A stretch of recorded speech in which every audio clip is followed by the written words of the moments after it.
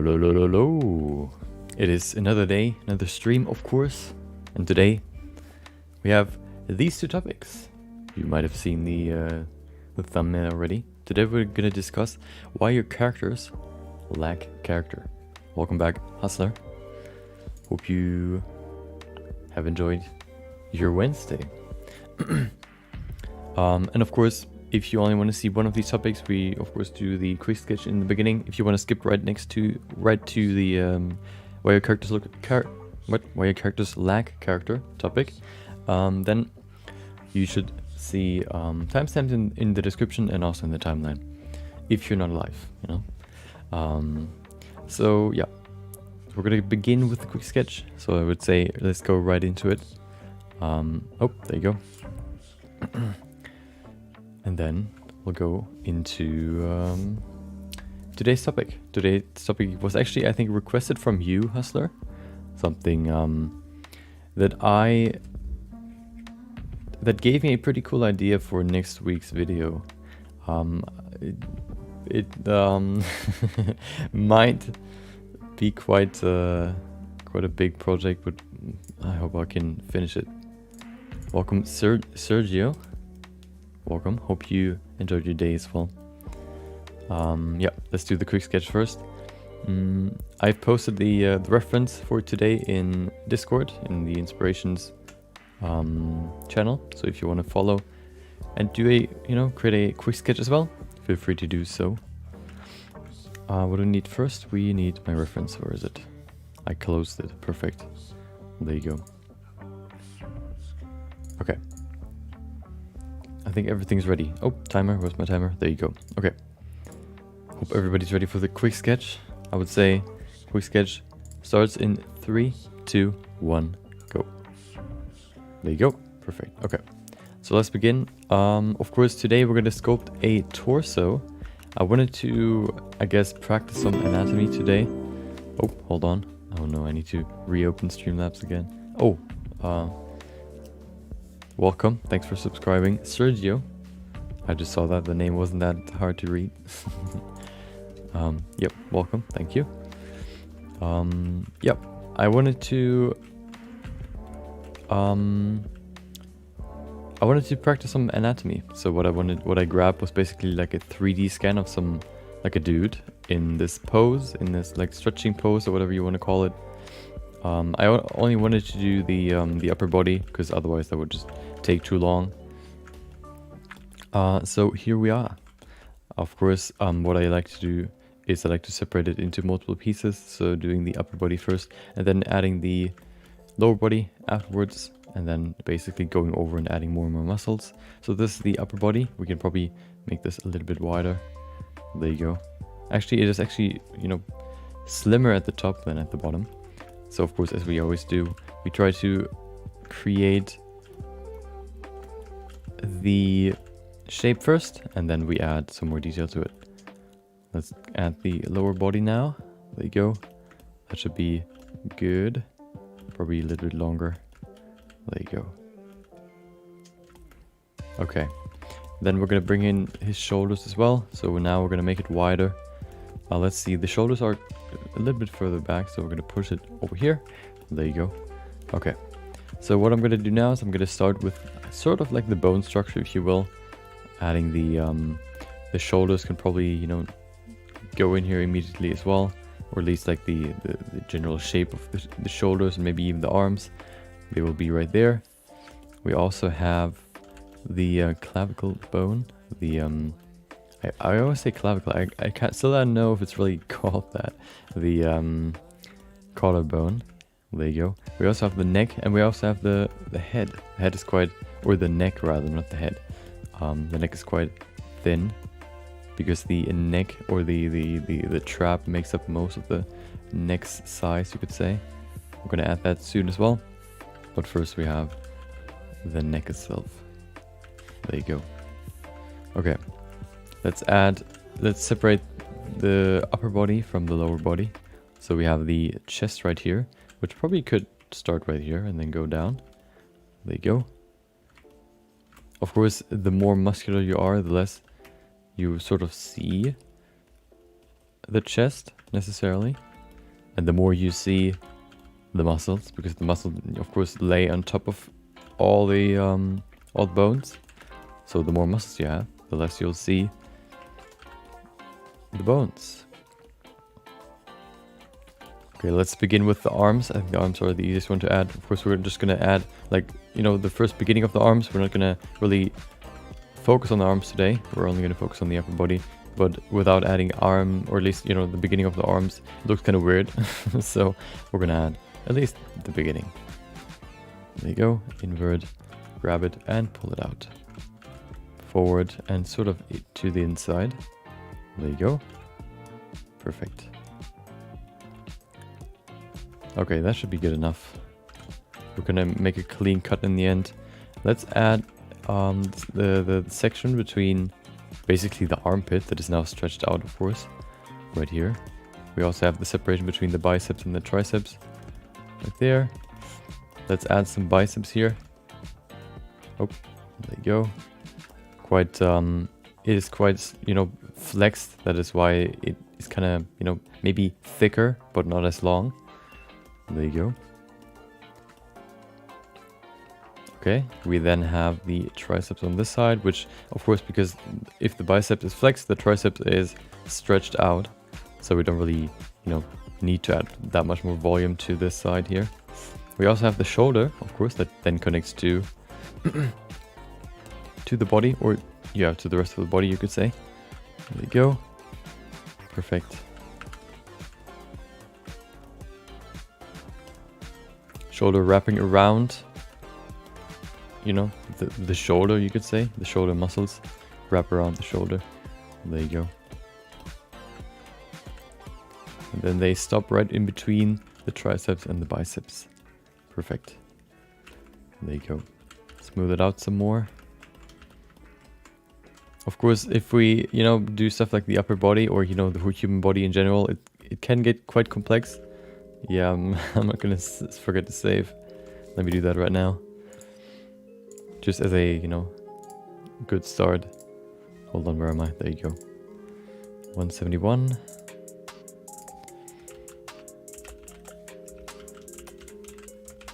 Quick sketch day 171. Perfect.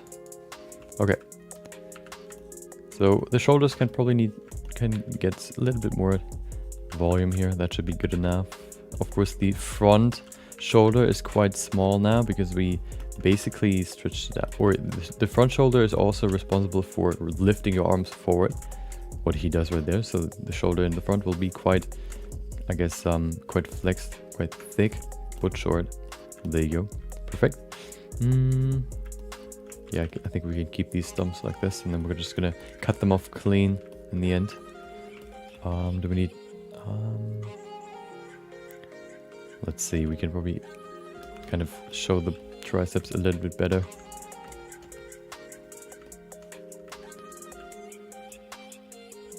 Okay, perfect. There you go.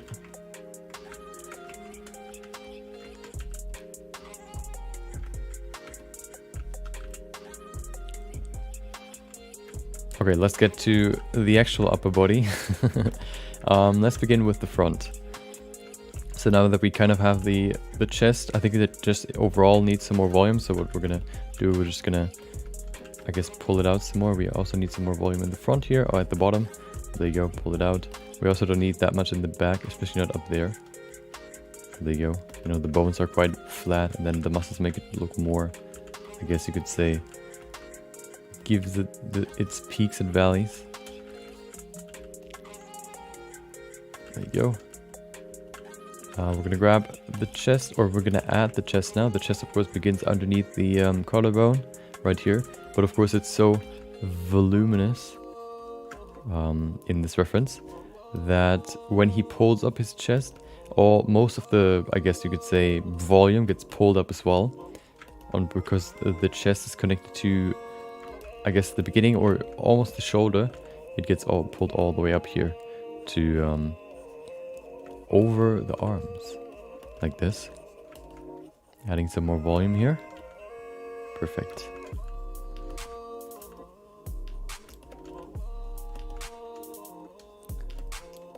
We We have this distinction, of course, between the two sides. There you go, smooth it. Okay. Looking kind of flat. Maybe we can add a little bit more volume here. There you go. Maybe down here we don't need that much, so we're going to smooth it out again. Perfect. Okay. We have the neck muscles as well. Let's add those now. Pretty simple. Just, you know, two muscles going to the middle here. I don't want to make them too strong. We also need some more space here in the front. This can be quite deep. There you go. Perfect. And then we have the back of the neck. We're gonna do the back later. Let's focus on the front side first. Let's kind of start with, I guess, the abs. This is probably still the bone right here. Of course, if you stretch your body, you're gonna see more muscles because the muscles get stretched. I mean, more bones because the muscles get kind of stretched. So you just, you know, see a little bit more of the overall torso. I mean, bones. There you go. Remove some of this. I'm gonna bring back the abs later. I want to kind of get this. What is it called? Like, this. Not void. Vacuum stomach. Bring that in there. Then we're gonna bring back the. Let's bring back the abs now. Or no, let's put in the hips first. The hips basically start right here, then go around to the back. There you go. And then we have the legs right here. The legs, of course, need some width to them as well. We're gonna probably add a little bit more down here as well. We can probably also use the snake hook to do that. There you go. Okay. Smooth everything out slightly. Perfect. Okay, let's add the abs now. The abs, of course, are right in between, or in the middle of the body, you could say. So let's add the main volume first, like this. It stays quite deep, because if you stretch, of course, your abs get stretched as well. There you go. And then it kind of falls down and even lower. There you go.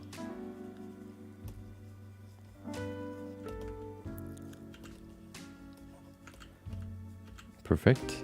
We're gonna add some more shape, give this hip side some more shape. There you go. Let's separate. Can we even separate the muscles really? We can maybe at least give him his belly button so we can kind of see where that's placed. Right between where the hip is and where the chest is. There you go. Or the rib cage, you could say. Let's separate the two sides as well. Of course, he has quite an he has asymmetry in his body. Of course, we use symmetry to sculpt, so maybe we can't really implement that necessarily, but that's okay. There you go. Perfect. We can probably give these some more volume though, like this. Give them some more individual volume. Usually when you crease, you basically only, you know, cut in a very specific spot and leave everything kind of flat. So kind of going over it again and just adding a little bit more volume right around the creases can really make this look deeper and give it more depth. There you go. Okay, we can probably add one more here. Okay.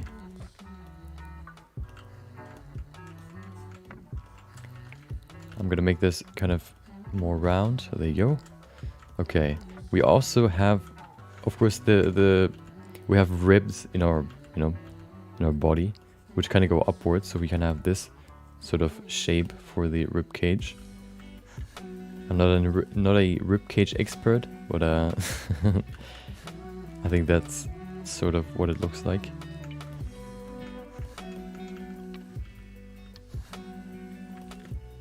Okay, let's go to the back. We need to add some more to the back now, otherwise we're not gonna make this look any good. I'm gonna add a little more over here and then we can go to the back. There you go. The legs need some more volume and then we can go to the back. There you go. Okay. First of all, I guess we can put in the butt slightly. We're not gonna see it fully, just very, very slightly. No, I even censored the nipples, and it still won't let me upload it instantly to Discord. I had to upload it to Imgur, so I can send it in the Discord, which was kind of weird, but I guess it makes sense. You know, naked body is still, you know, kind of, I guess, NSFW if you want. So we have the traps here, right in the middle, right there, that then go out to the chest. Of course, the chest, or the care butts. You mean cat butts or care? Devil Peace Arts, welcome. And then, of course, if you raise your shoulders, that's when your traps kind of, you know, do work. Yeah, I think it's detecting skin color. I think that's the problem. Maybe I should paint it purple or whatever. Yeah, welcome deleted link.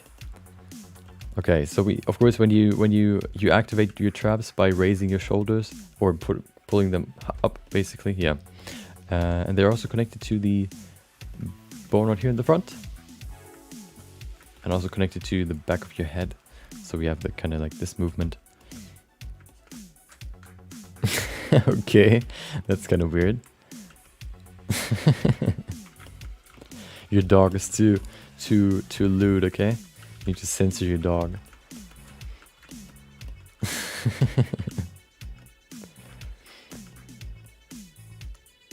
And then it goes down in this T shape or this triangle shape. There you go. Of course, you have the spine in the middle. That's why this part kind of is deeper.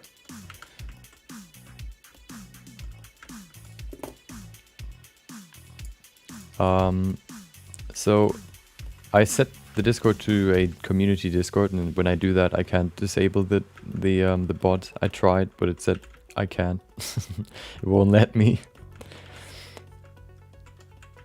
Okay, and then we have these muscles here on the shoulder. They're weird, so I can't really explain how they really work, but I can, I guess, trace them from my real-life 3D reference. So the shoulder is right next to the shoulder. I guess you could just make like a small bump right here. Wait, why can I? Oh, there you go. You know, like a bump right here. That kind of fits this space right between the trap and the shoulder, but it still has a certain shape to it, which is kind of hard to explain. It has like this triangle shape, and then there are 3 muscles in here. One's kind of going from here up here, like this. Then there's one that's, or it's kind of like a flower, you could say, like this. So the flower has like this bulb in the middle, and then you have the petals, like this.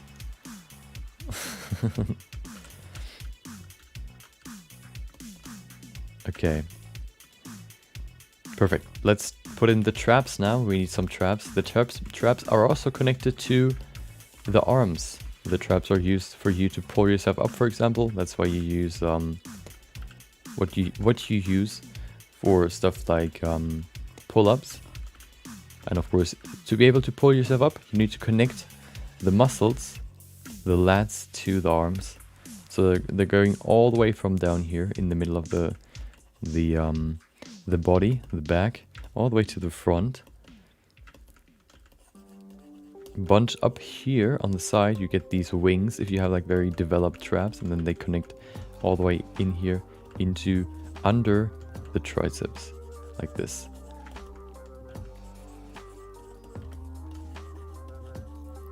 There's a weird muscle that I still haven't figured out yet, which is the one that is right here underneath the biceps, right there. I don't know what it is used, or why, or why it exists and what it does, but it is there, so keep that one in mind as well. Let's add some more volume here.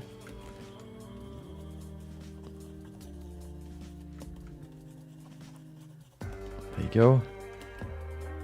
Perfect, you get these wings. Maybe they're a little bit too big now, we can smooth them out some more. Okay. I think we can make the chest a little bit wider as well. Although, no, we can probably make it slimmer slightly. There you go.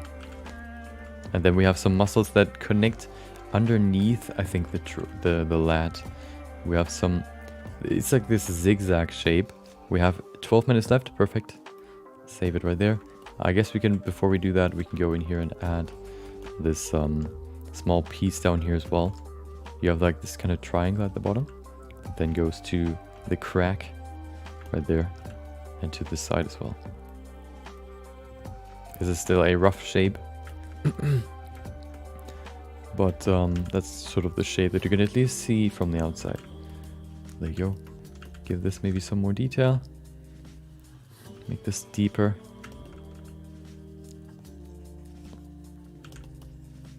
Okay.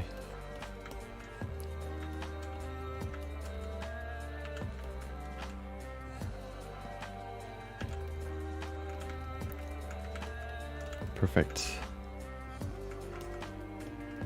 Okay.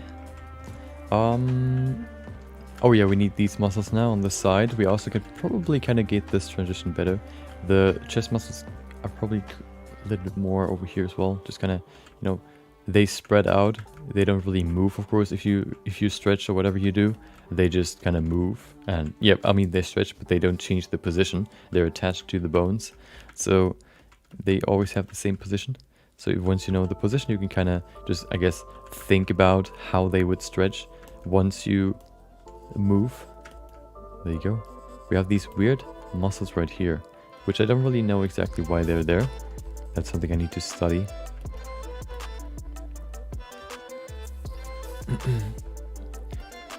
Welcome, Organized Chaos. So, I think it's helpful if you. That's what I've done, or well, no. I think it's very helpful if you do it in pieces. That way you can first of all understand each individual part, and then once you kind of know what they do or what they look like and how they're built, then you can put them all together, and it's way easier to do it then once you kind of know what each individual part does before you before you try to put everything together without really knowing what the individual parts do. So I would suggest doing them individually first.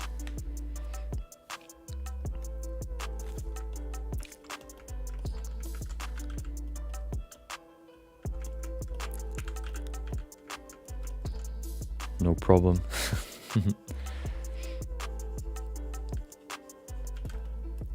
There you go. Okay.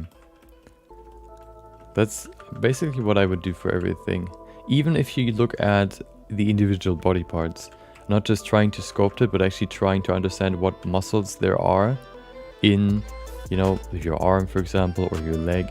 And that way you can kind of, once you know how something works, you can kind of put it together yourself. So you know, oh well, your arm has to move like this, you know, has to move like this. So what muscle do you need? It needs to be here, so you can, so when it shrinks like this, it pulls the arm forward or like backwards. If you want to pull it in this direction, you need an attachment here to the arm and then back here somewhere, so that when the muscle flexes, which means it gets shorter, it pulls it back in this direction. If you kind of keep that in mind and then kind of, you know, kind of study it, I think it's way easier to not only kind of intuitively know where the muscles need to be, but also easier to learn them. Except for this thing right there. What is that? Okay.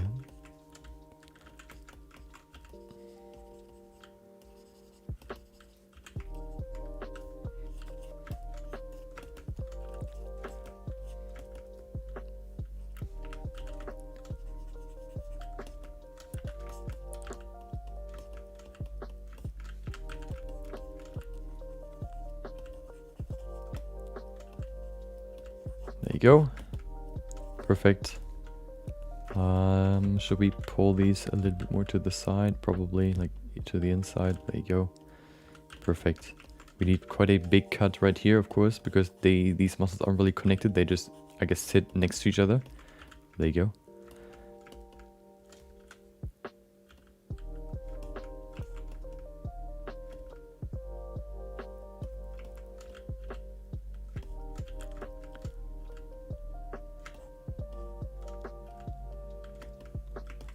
We need some more volume on the cheeks. There you go. Pull them down so we can just pull them backwards as well. There you go. We have some more volume. Perfect.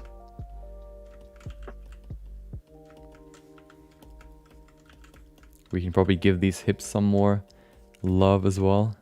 Give, you know, detail the love handles. The nickname. There you go. Perfect. We have 6 minutes left. Okay, so we have plenty of time to kind of make this look a little bit more, I guess, detailed, you could say.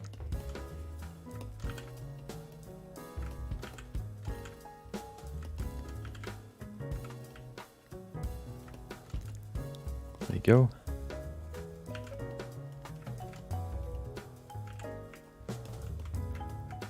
Okay, so now that we have that, we can probably give him some, I guess, at least shapes.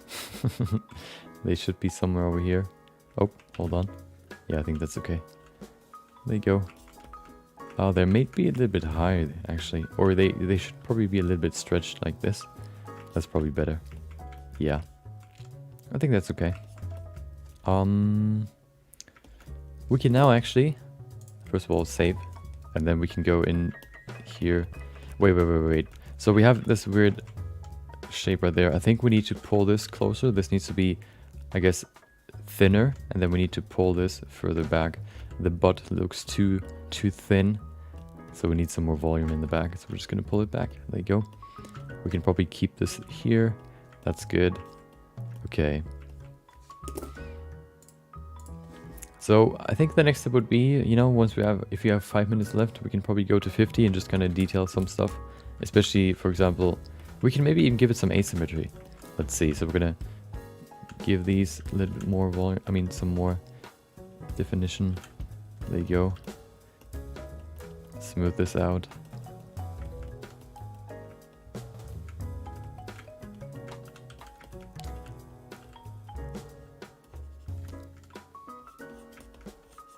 There you go.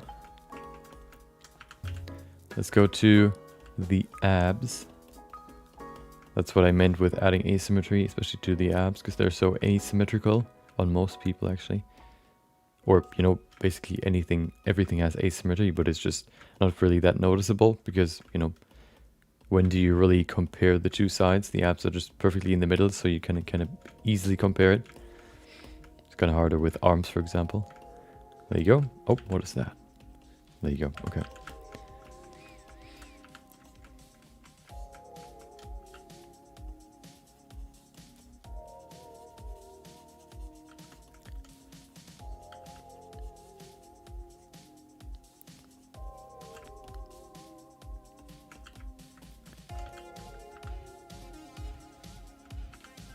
Go.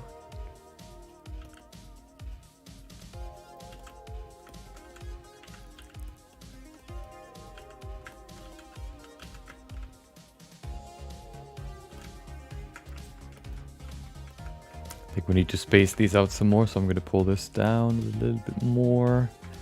There you go. And then we have the next one right here. This one probably needs to be... Should we pull this together some more? I think this is too spaced out, so we're going to just pull it a little bit higher. There you go. That's probably better. Okay.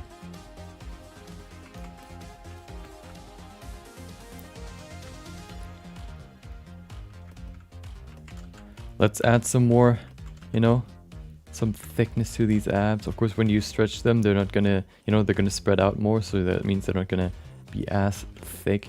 But of course, the more muscular you are, the more they're gonna, you know, bulge, I guess you could say. Let's deactivate symmetry for now. I want to go into these abs and give them some asymmetry now. In these last 2.5 minutes. There you go. We have these like dip right there. The other side is actually sort of connected.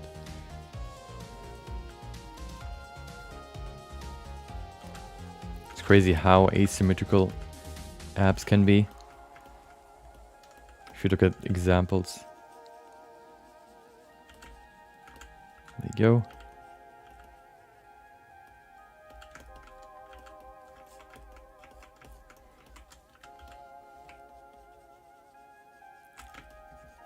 Smooth it out. Perfect.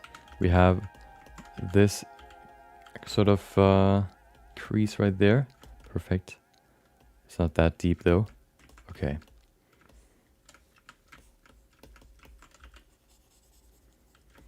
One minute 56. Perfect. Smooth this. Okay. Let's use these few minutes to kind of, you know, just give this some more love. There you go. Okay, let's go to the arms now. The arms look very, very rough. I think they, and also the neck. Let's give the neck a little bit more. Oh, we can probably even reactivate symmetry now, so we can kind of double our speed here. There you go. Just kind of go in here and spice or detail and refine it. There you go. Perfect. Reuse this. Smooth brush to smooth everything. Perfect.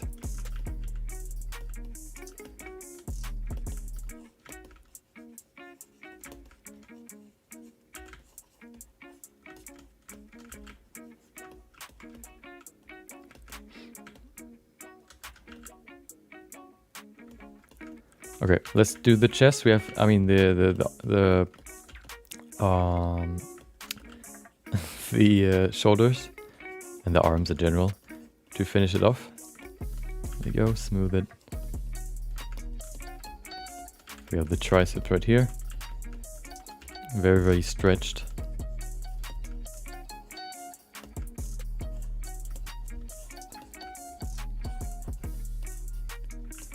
$16 seconds.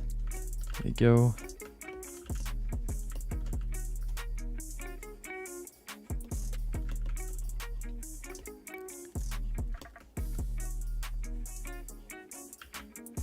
Two seconds, 1 second, hold on. I'm gonna give this shoulder some more. There you go. Okay, perfect. There you go.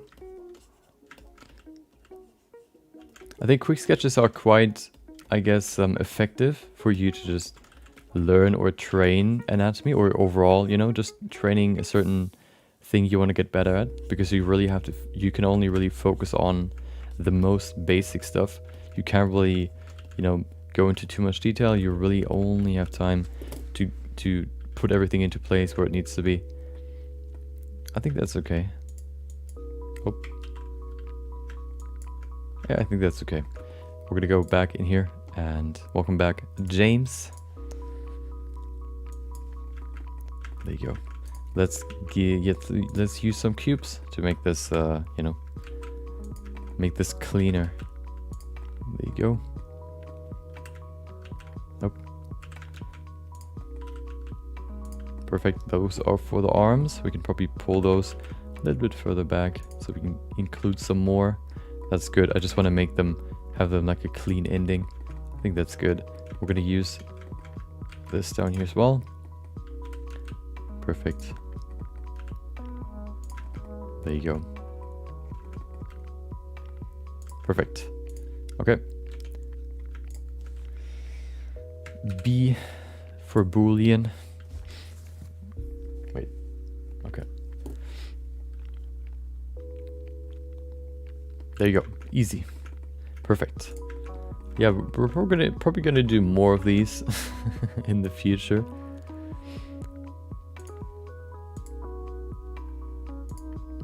Your chat changed. It's weird why. I wonder why there's like top chat and why there's what is it, live chat? I don't even know why that exists. Can you like chat messages? I don't think that's a thing. So I don't know why that even exists. Maybe YouTube decides which are good comments. It makes sense in normal comments, but not in live chat.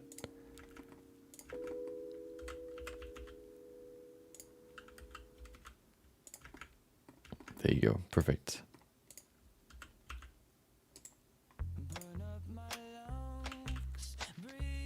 Perfect. We don't need this. We're gonna use our good old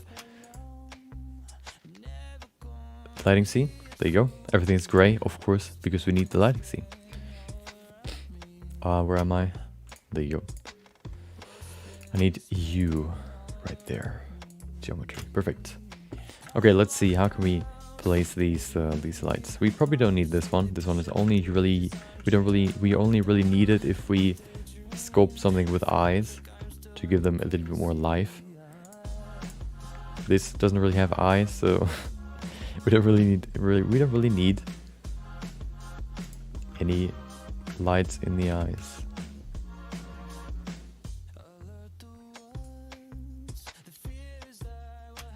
Let's see, where can we place the light to really highlight these muscles some more? Maybe up top, so we can get some sharper shadows. No, that's too much. That's also too much. I kind of want to show the abs, actually. Going from below. Nope. From the front.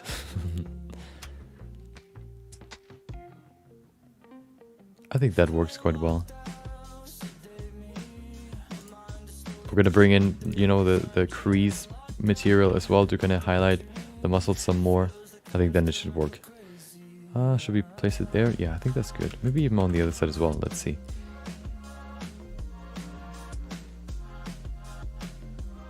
That could be too much though. I think it's good though. I think I like it. I think that's okay. Yep. Save it right there. Let's go and create a quick test render. Oh no, we need the material. There you go.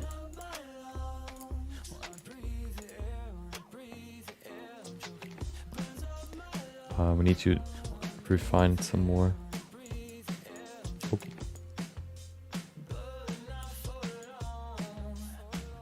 Not too strong, maybe that much. I think that's okay. So we get some darker spots here especially. I think that's okay.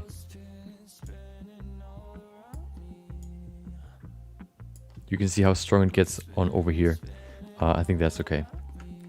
Okay, save it right there. And let's do the quick render, and then we can do some post-production, and then we're done. There you go.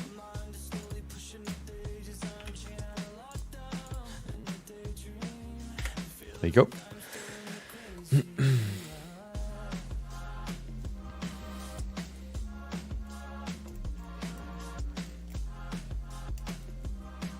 Perfect. Okay. Let's go in here and add the glare node. Nothing else we really need. Oh, okay. That's a very holy body. So much glow. Set it too high probably as well. Maybe even a higher threshold. What about 3? 4. Baking. What are you baking? A cake? A light cake? That's still too much. Let's set it to 5. That should work. Yeah, perfect. Let's do 100% and get ready to get some water, because it is time for the drink or the water break. There you go. Water break. How long is it? 3 minutes. Okay.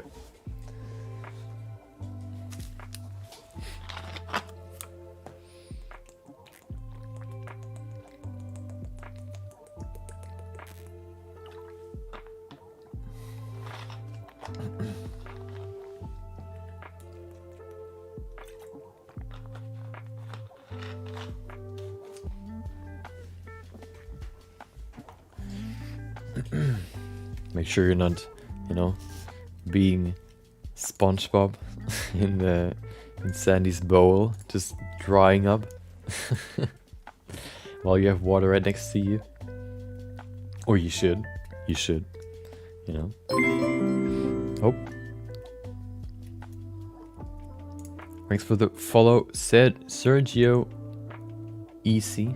Thanks for following on Twitch as well. Hope you're enjoying the stream so far. Wait, I didn't even cut off.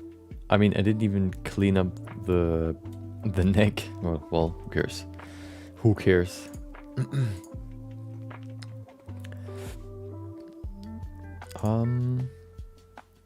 Oh yeah, and Sergio, I seen you joined Discord as well. today. Welcome to Discord. Of course, you know, we have one submission right now for the personal feedback submission, you know, in the personal feedback submission channel. So if you want to, if you want to, you know, if you have a piece that you want to get some personal feedback on, feel free to upload it there. If we have 2 or 3 pieces, or at least 2 or 3 pieces, then we're gonna cover them next stream. Which means if you upload one today or tomorrow in the morning, someone at some point, then we're gonna look at it tomorrow. We're gonna give you some feedback, constructive, of course. Hell yeah! Give your Charmander like 6-pack abs. You should like just sculpt like a bodybuilder and then put Charmander's head on his head.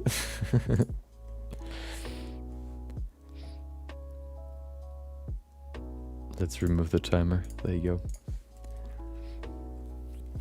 Like what is he called? Like handsome Squidward, like entire body, but like exchange handsome Squidward's head with Charmander.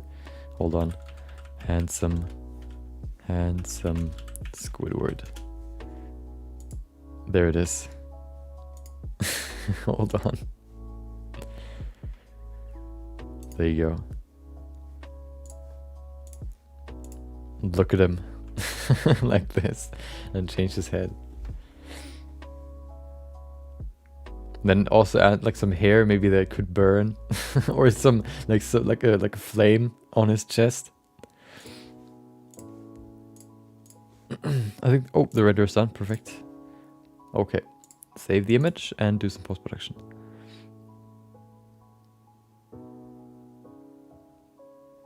Oh, you already know what's wrong. So you're gonna submit later once you're happier with your piece.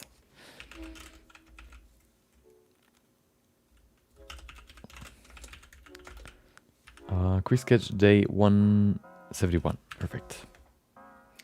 I'm quite excited for next week's video. Oh, actually, I was I actually scheduled the video from yesterday wrong. It's gonna come out, or it came out today. How to sculpt a nose in depth with anatomy and workflow tutorial, not only on a sphere but also on a skull. So if you're interested in that, you can check that out as well. Perfect. Okay, let's go to Photoshop, do some work there. Hold on. There you go.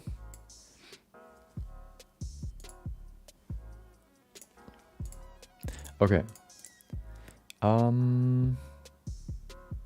Yeah, let's do the easy adjustments here. Contrast first. There you go, just a little bit more. We then use selective color correction to just tone down the gray tones probably a little bit. There you go, look at that, way more contrast.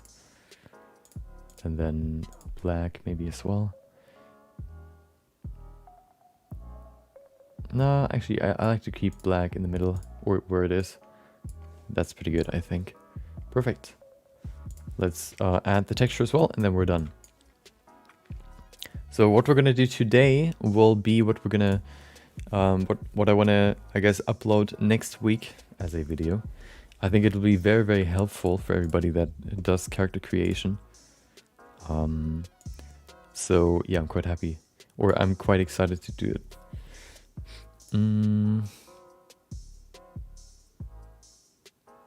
Wait, oh, I need the texture, hold on. It's going to be similar to how to create a character in 4 minutes, but with more information. Probably also longer than 4 minutes.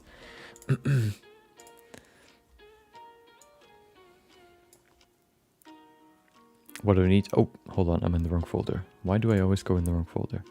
There you go. Textures.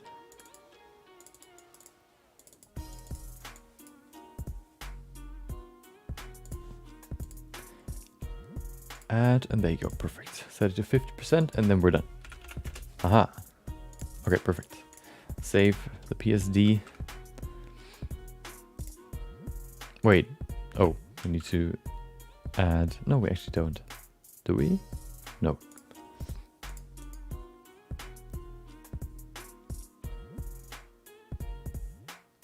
Sometimes Photoshop just bugs out. We've seen that yesterday when it just... I don't even know. It just completely crashed or whatever it did. I don't know why it happens sometimes. Maybe the cache just, I don't know, had like an overflow. I don't know. Where the zooming was just like epilepsy galore. There you go. Save it. Okay. Yeah, why can you upload a photo but I can't? What is wrong? God cannot... Yeah, I mean, is God, then of course he can. But I can't in my own server. Unbelievable. Okay. Well, at least now we have God in our server. So if there's anything, you know, you need to ask him, feel free. Okay, let's go back to Blender. We actually... so I thought about two things for today. I'm gonna decide that later, once we're done with the upload.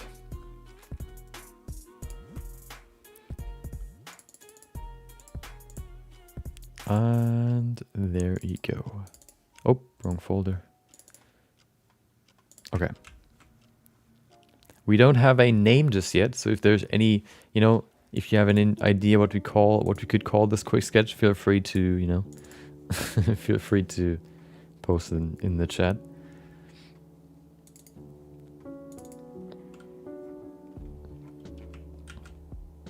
I have an idea. Perfect. Okay. We'll enjoy the compilation that you've probably seen for the 7 millionth time now, but you know, it never gets old. Yeah, I hope you enjoyed the compilation. I'll see you in 3 minutes. Yeah, morning stretch actually is pretty cool. We're gonna use morning stretch. You won the lottery. You won the competition. Yep. We're gonna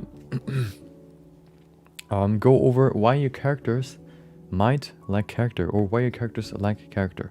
We're gonna talk about a few topics, all kind of, you know, multiple topics covered today. So I don't want to waste any more time. We're gonna go to this compilation, and then we're gonna begin the next phase. We're gonna start with the next topic. So enjoy the quick sketch. I mean the compilation.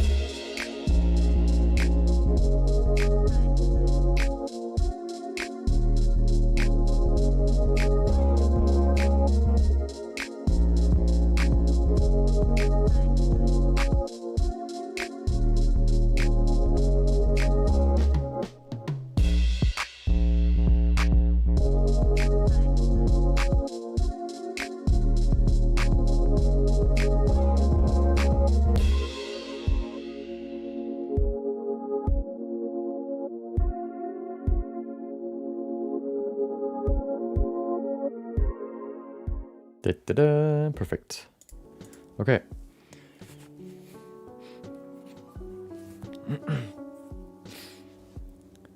Yeah, baking. I hate baking, especially flames. Do you know this very, very good tutorial? Or I guess you're baking your final flames, but well, hold on, let me show you what I mean.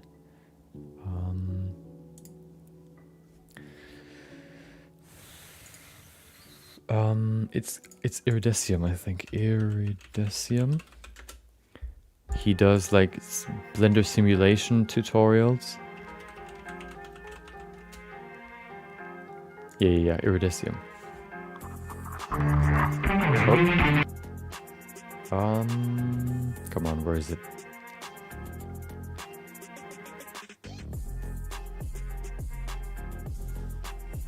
Yeah, I like to do the compilations. It just takes quite a long time. That's why I haven't really done any like a new one since March. I also didn't really do that many, I guess, big projects, you know, next to the quick sketches throughout like the 2 months after March. That's why I didn't really have anything. I didn't really see anything I could implement or include.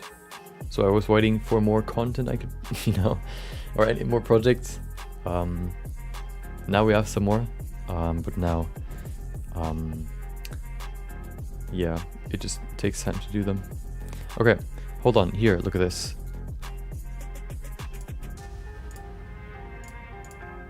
Do you know this? This tutorial thingy, this reference sheet, where he kind of tells you what kind of all these smoke settings do and what the fire simulation and all that does. Oh, okay, this is for smoke simulation, but it works quite similar for fire as well. Maybe he even has a fire simulation reference sheet. Let's see. Nope, I don't think so. Nope, but he has a smoke simulation, which is quite similar. You know, we have the same. I mean, it's the same, isn't it? The same simulation setting, but you switch from smoke to fire.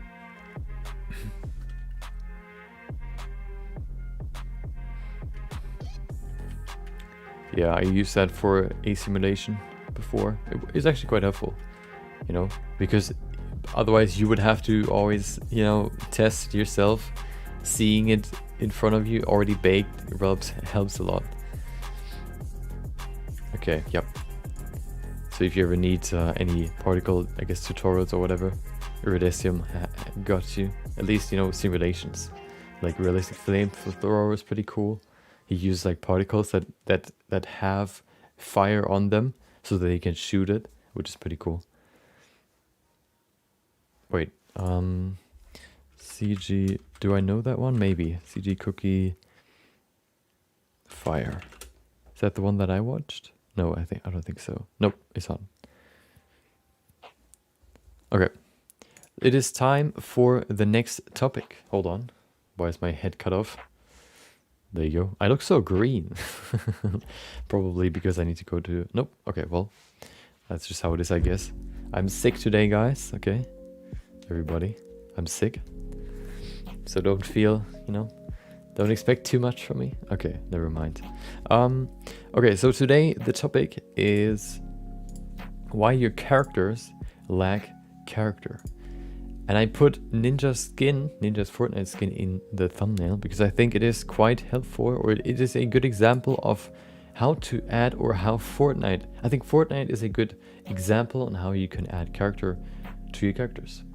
What I mean with character, let's see what the definition for character is. I'm actually quite curious. Maybe it explains quite a lot about, you know, what we're going to talk about today. Character definition. The mental and moral qualities distinctive to an individual. That's the perfect explanation. So it is basically what I mean with when your character lacks character is that when you create a character, you, of course, you probably do it instinctively, but also you should do it very actively.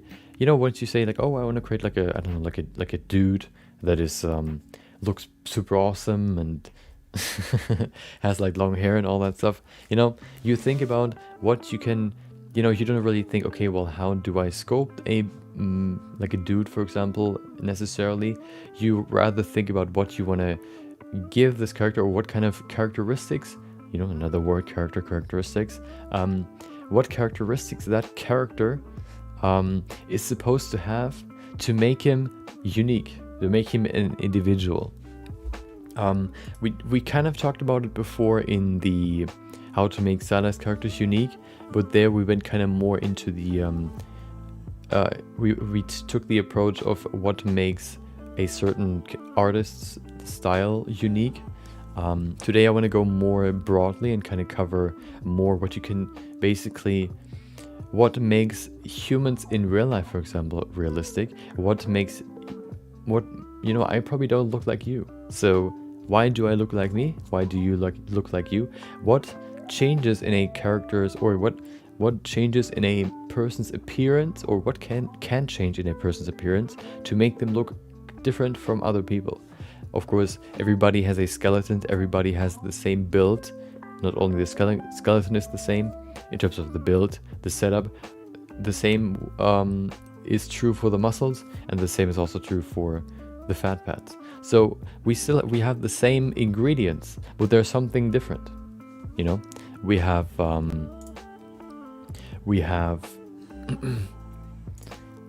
it's built differently, or it's not built differently, but it has different variables that you can change to make you yourself unique. What I want to do today is I not only want to cover what makes a human unique, I also want to basically apply that knowledge to a character. So I thought about two possibilities that we could do. We could either grab the sculpt from yesterday, the Loki sculpt, and basically try to turn that sculpt into a new person by changing the characteristics, basically. Or what we could do is we could grab my base mesh, smooth it some more, so that that we have a very, you know, basically basic character face, very smooth, no real definition and whatnot, and then we can apply, you know, certain characteristics to that character to make a unique looking person. We could either do either one of them, turning a sculpt into, or tuning the sculpt that we have into a new person, or creating a new person and basically, yeah, going through the steps of how to make a character unique. Exactly, genetics hitting randomize. I mean, they're not really randomizing, they're more grabbing the information from the parents and maybe even the grandparents, maybe even like older grandparents to then kind of randomize it. You know, there's a certain formula, you know. Welcome back, WQF.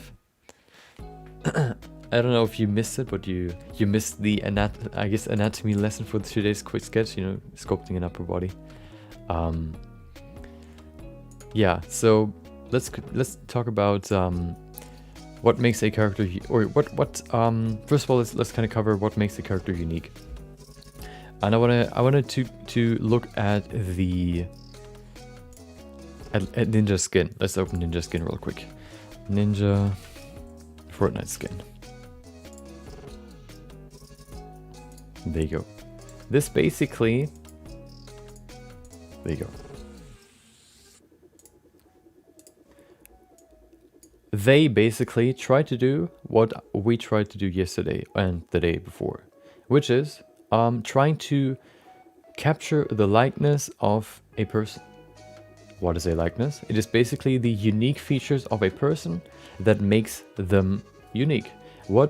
How can you describe a person to another, you know, human being, to describe the person that you're trying to describe? What makes the person that you try to describe unique?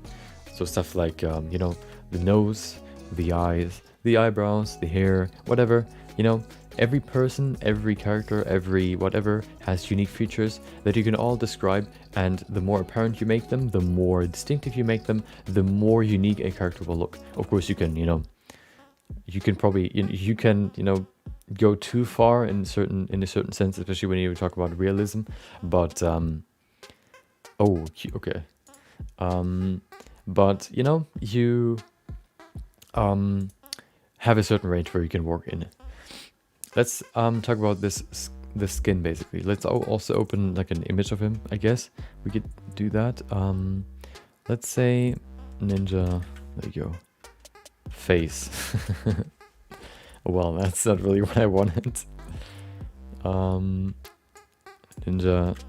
Twitch, smile. Okay, I want to have him in sort of like the same expression, maybe. This one, maybe. This one looks weird. Hold on.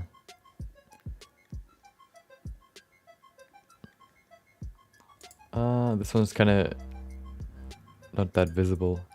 We can grab that one probably. Yeah, I think that's good. Okay.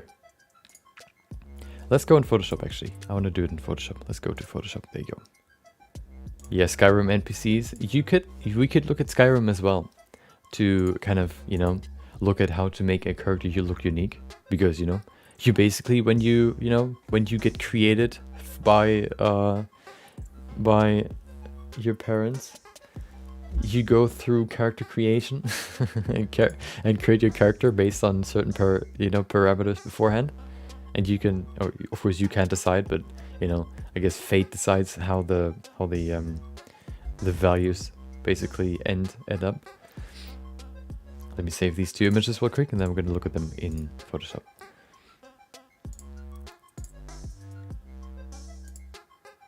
There you go, first one. And second one.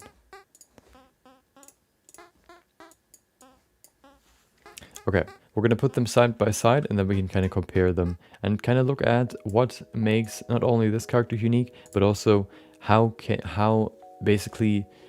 which unique features of the real ninja they transferred to the in-game Fortnite skin to make the skin look like him in real life. There you go. We're gonna cut it out real quick. There you go.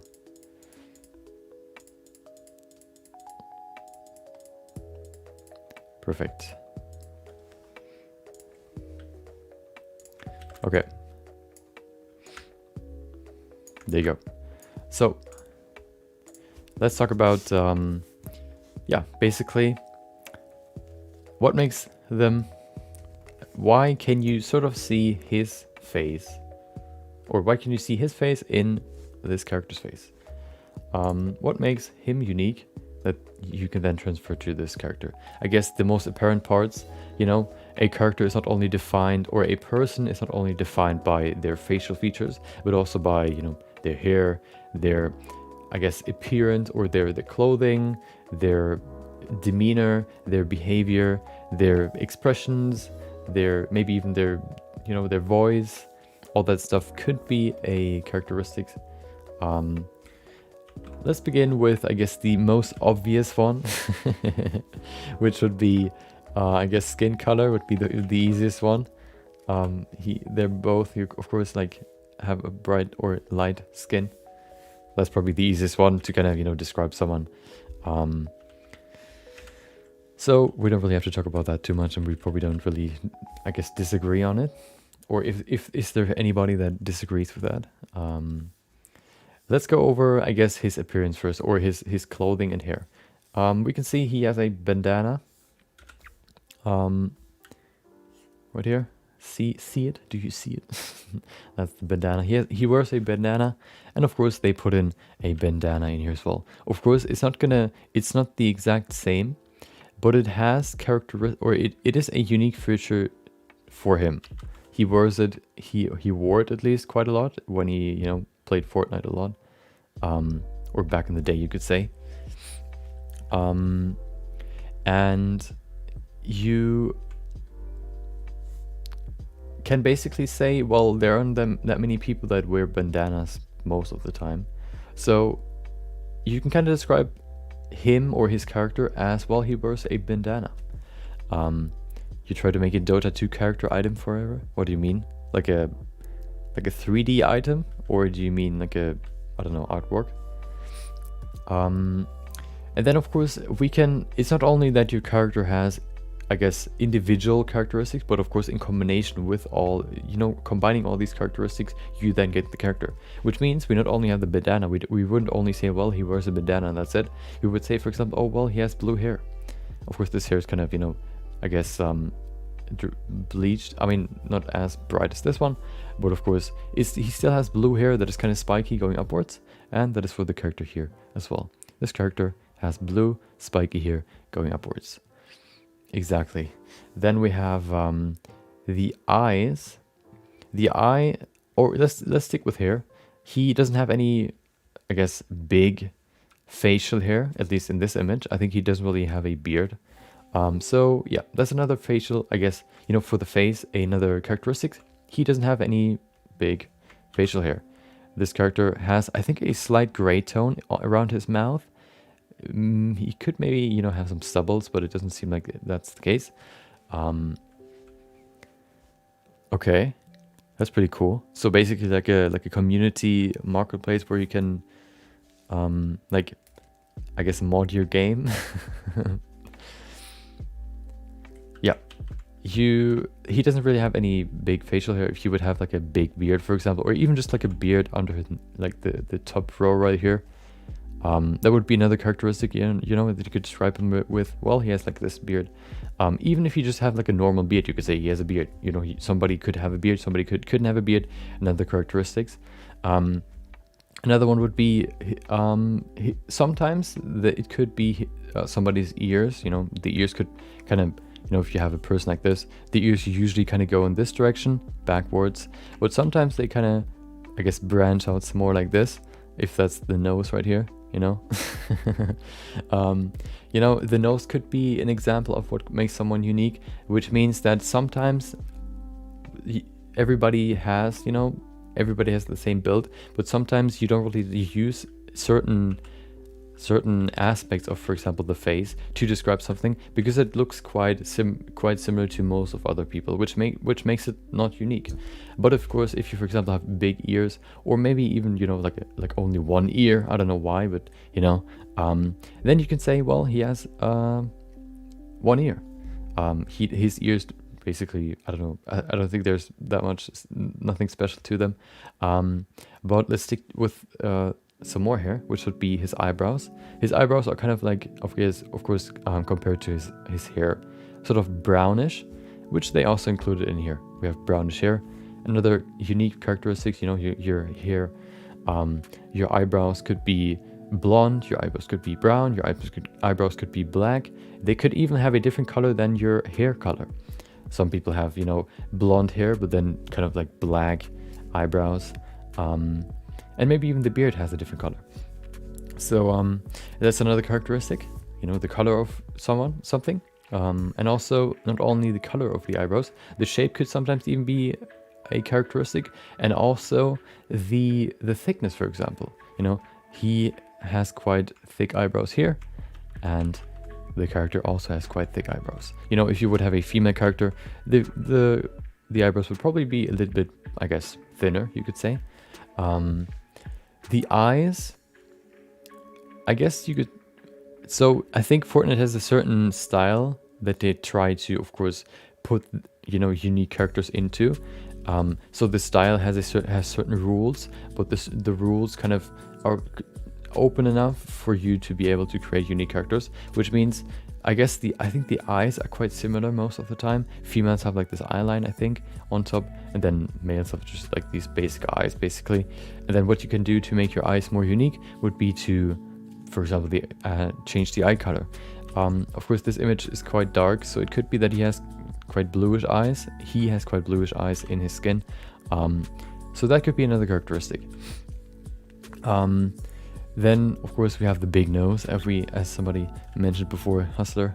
you know, big nose. Another characteristic here, big schnauzer. There you go, big nose. Even the shape of the nose could be like a, you know, a characteristic. Not only is it maybe wide, but it can also have a wide bridge, you know, wide bridge right there. It could have like a slim bridge, or like a sort of wavy bridge, you could say, where the nose is like looking like this. And then you have the nostrils right here, and then the bridge could be either straight, the bridge could be kind of in this triangle or trapezoid shape, or what you can also do is, or have, is like this sort of bump in the middle. So you have different shapes for your bridge, which can all be a unique feature of somebody's face. Another, I guess, feature sometimes would be the width of the eyes, maybe even the length of the nose, and then of course going to the lips, how thick the lips are. Yesterday we sculpted Loki with quite thin lips. He has, I guess, like standard lips. You can also kind of describe the lips. Some lips are more like this.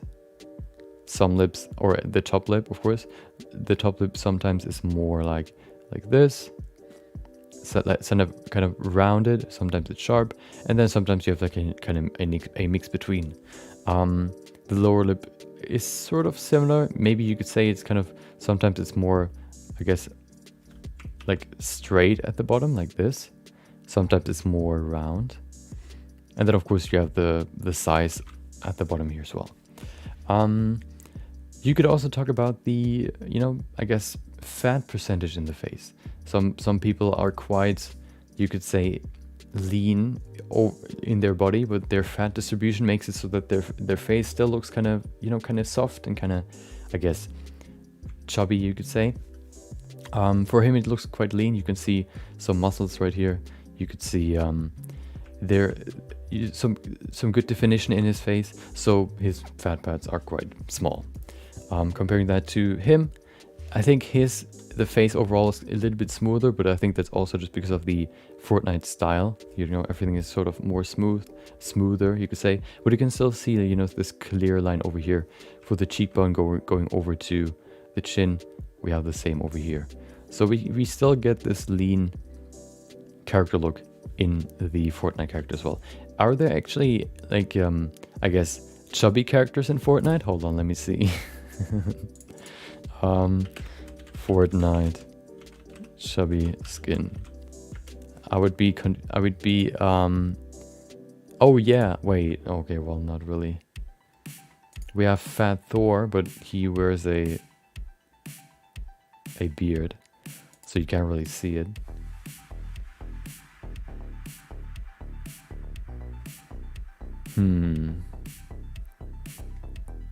Yeah, I have it on. That's why I don't have it on, you know, display capture, because I want to look through it first before I switch to it. There are a lot of fan art here. Okay, it doesn't seem like there are any, like, I guess, chubby characters necessarily. That doesn't mean that all the female characters, for example, or the male characters look all the same. You can still change a lot, as we talked about already, but yeah, that would be another thing you could change, you know, just like I guess, make a more chubby character. Okay. Yeah, there isn't really any, so, well, maybe that's their style, you know, everybody looks very skinny or very lean, you could say. And then, you know, we can't really see his full body, we can only really see his face.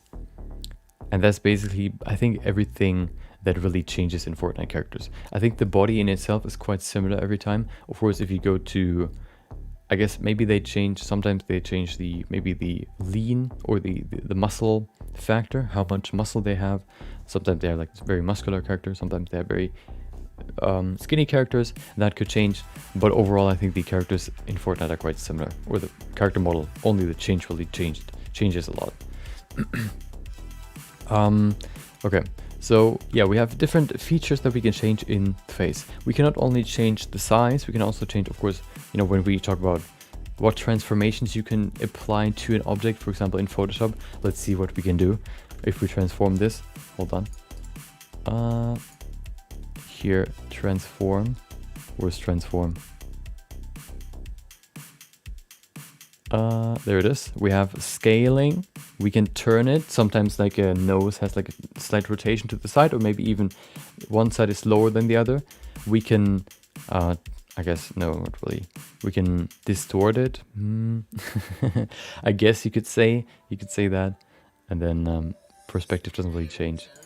So I guess the biggest change is that you can apply to any aspect in the face is you can scale it, you can move it somewhere else, you can twist it slightly, and I guess you can kind of distort it. You know, for the bridge, for example, you could kind of push it to this side some more so that it gets some asymmetry. That's also another characteristic. You know, if you have like for example, his smile, you could say his smile is more intense on this side, you know, than on this side. That's another characteristic, you know, he smiles more on one side than the other. Of course, you could always say, like, I don't know, like if somebody has like a very, very significant, I don't know, like mole right here, that could be another characteristic. So there's a lot that you can change in a person's face to make them look unique. But of course, we're not talking only about the face, but we're talking about the whole body.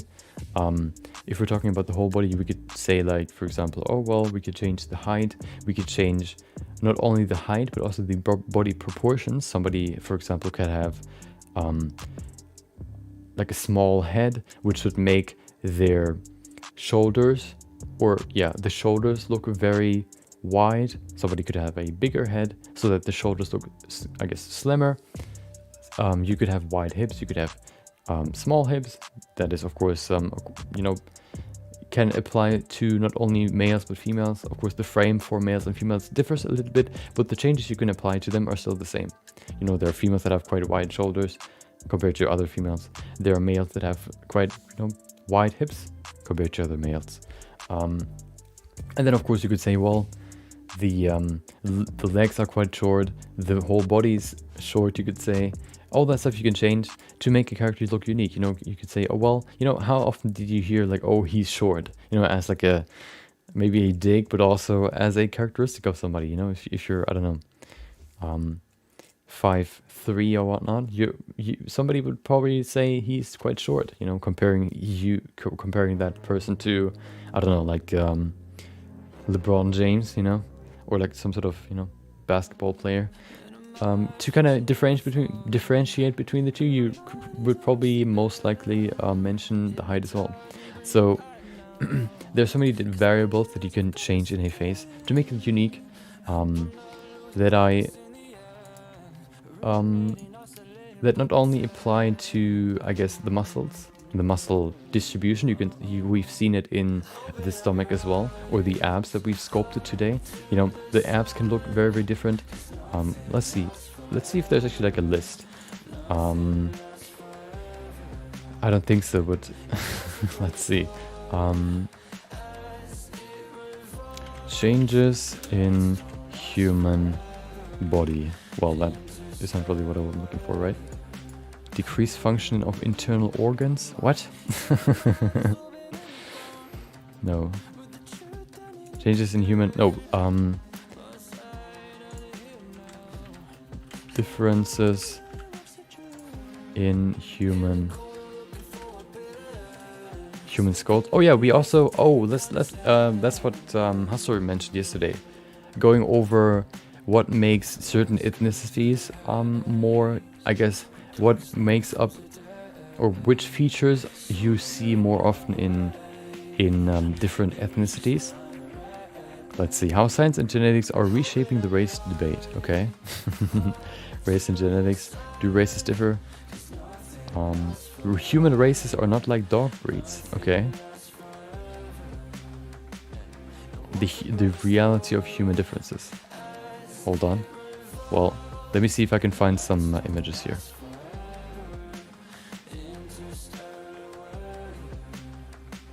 Okay.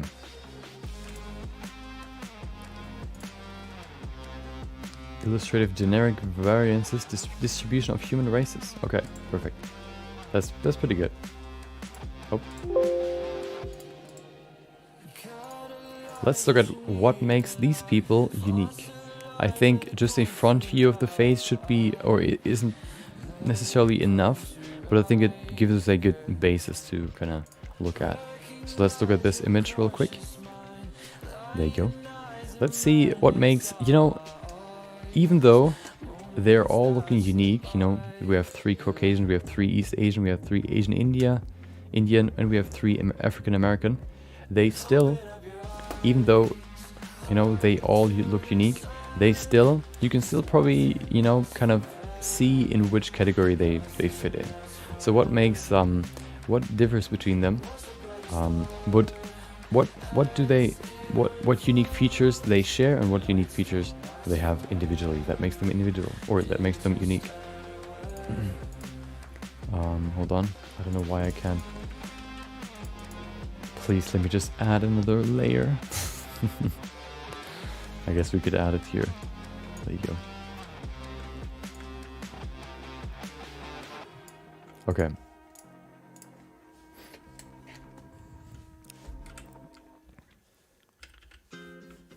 Okay, let's begin. So I guess, you know, the easiest one we already talked about. If you want to guess, you could probably say the skin color. You know, we have quite brown, Asian Indian. Then we have East Asian, which is a little bit brownish white. Then we have Caucasian, which is very, very white. And then we have African American, which is very, very brown. So I guess that's the I guess you could say the most significant change that you can see in a person's appearance when you want to distinguish the different races or different heritages. So I guess, hold on, should we let's say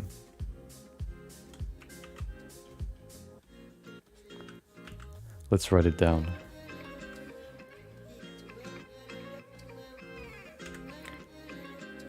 So we have, oh, that's quite big. We have skin color. Oh.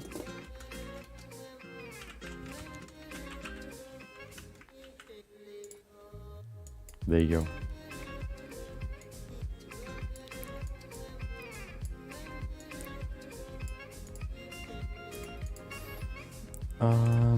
Quicksand, there you go. Okay, make it smaller. There you go.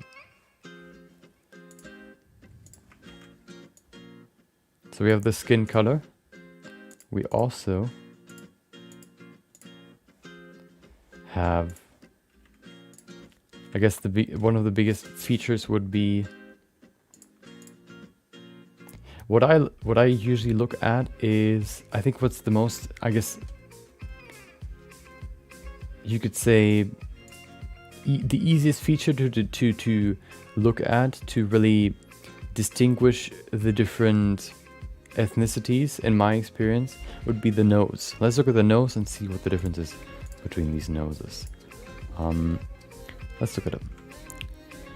I think it would be better, of course, if we have like a side view as well, like a profile view, but I think we can still look at them here. First of all, let's look at the nose. Of course, we, as usual, have the proportions, you know, where the outside of the nose matches with the inner part of the eye, the inner corner. Works here. Oh, works right here. Oh, there you go. Works here, let's see. Works there as well. Perfect. What about here? Of course, sometimes your nose shifts to one side a little bit more, so it can kind of be off. But it works quite well for the Caucasian. Let's go to the East Asian. Let's see how that works there. Still works, at least on this person. Let's see if it works here as well. Yeah, works as well. Then we have this one. Of course, we can still see differences between these two here in the middle, but we're going to talk about those in a second. Let's talk about the other two first. We have these ones here, the Asian Indian. Let's say Indian. You can already see these ones are a little bit wider. Of course, we only have 3 examples, but you can see it's quite blurry. But if I remove these lines again, you can see that it kind of goes into the eye. So the eye corners are closer together than the nose. That could be only for him. Maybe it's, you know, just like the anecdotal evidence. Let's go to the next one. So this one, of course, you can see her nose is slightly shifted to the right side, but it still is slightly wider than the eyes. Let's go to this one. You can see roughly the same. It is a very, very slight change. That is, you can say, the general rule for the face.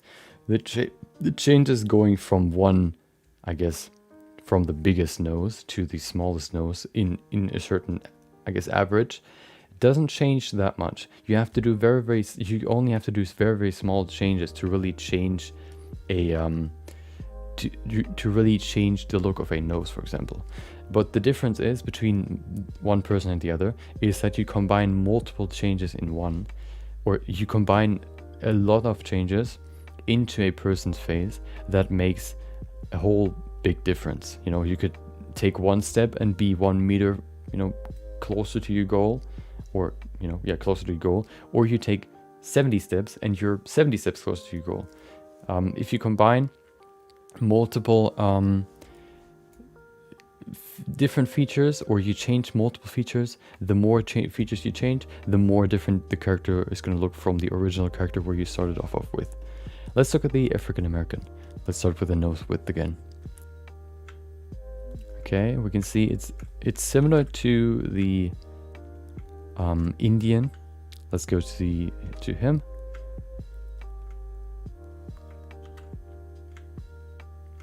You can even see the corner of the eye between these lines. Can we see it in here? Very slightly. We could maybe say we can see it here as well, but we can only see it here on one side, not on the other. There you go. They don't really show their, I guess, inner eye corner. Let's do the same here. Oh, okay. Well, oh, I hate this. Why? You know, did you see that? It's just broken now again. I don't know why it does that, but Photoshop sometimes just decides to not work. Ah, now we can just, I guess, paint here. Okay. Can we? Oh, I can probably change the mode. There you go. Now it should change. Now it should work. There you go. Okay, let's work here.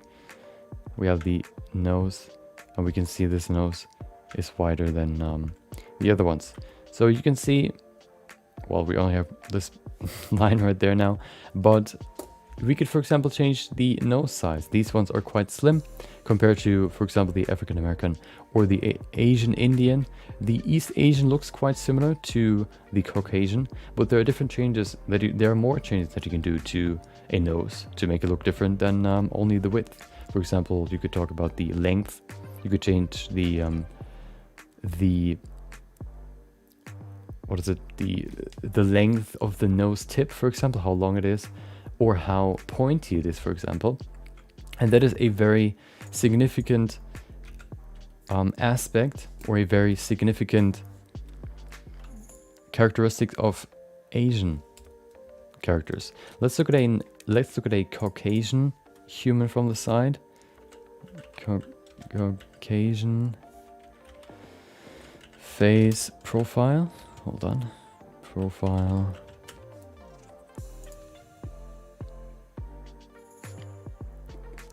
This one.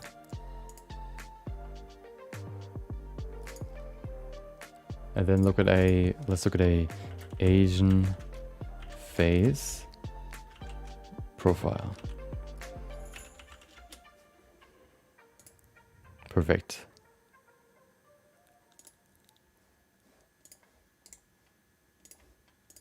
You can even see more differences than that, but let's look at those two.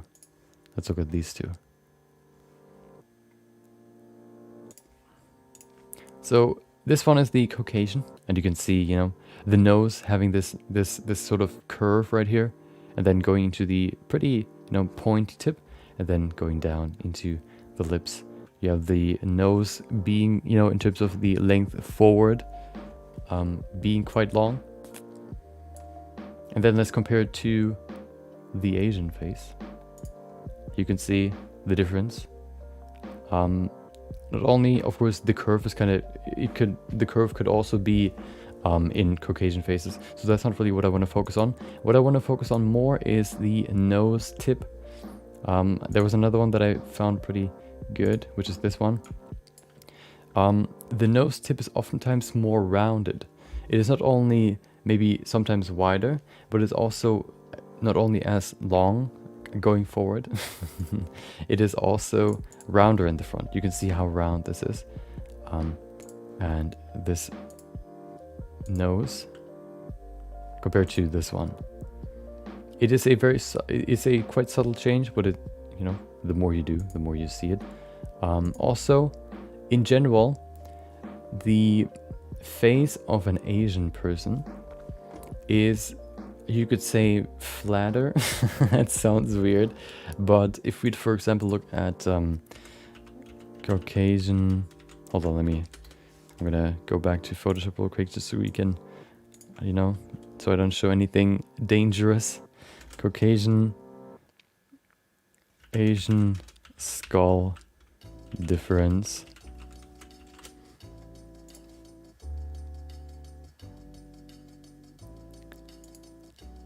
Okay, that's not the one. Oh well. I wanted to see the one from the side. I think the one from the side is very helpful.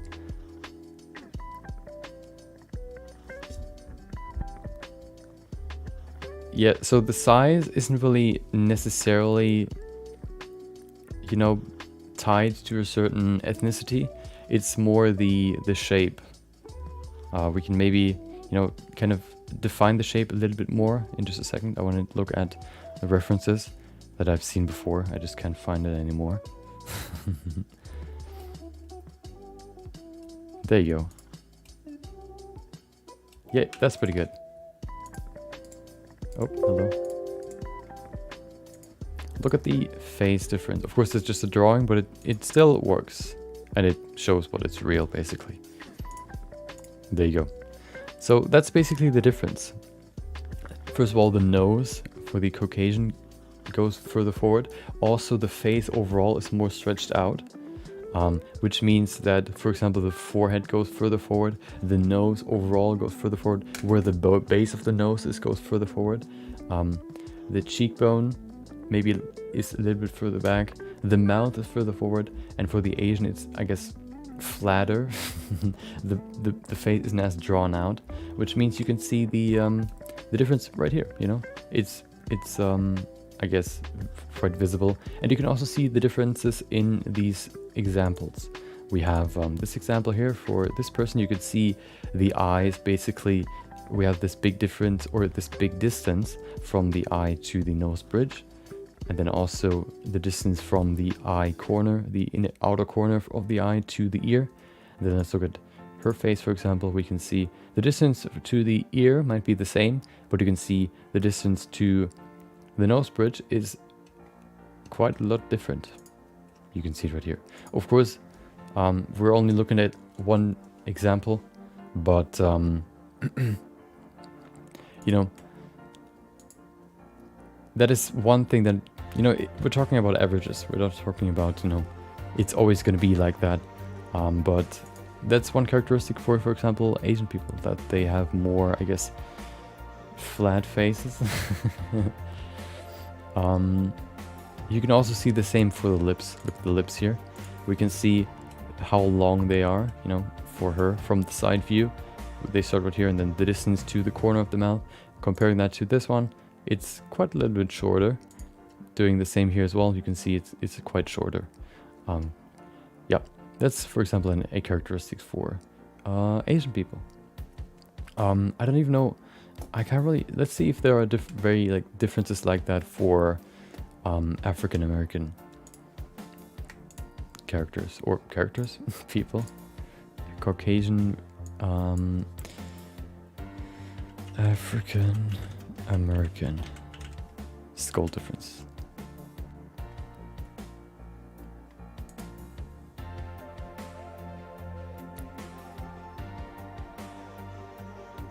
Let's see.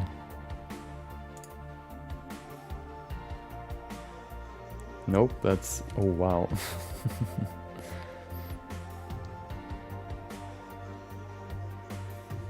I don't see a very clear distinction. What you could probably say, because the noses, as we've seen in the reference here, as we've seen here, the noses tend to be quite wide, which also means that the nose hole is wider.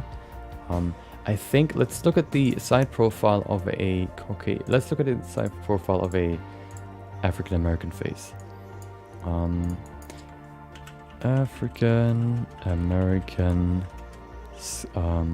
face profile.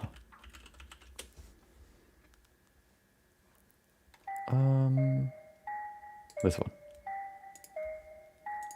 Nope, that's quite a small image. Hold on. Why is it so small?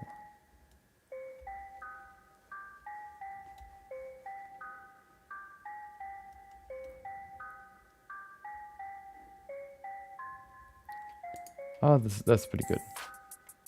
Okay.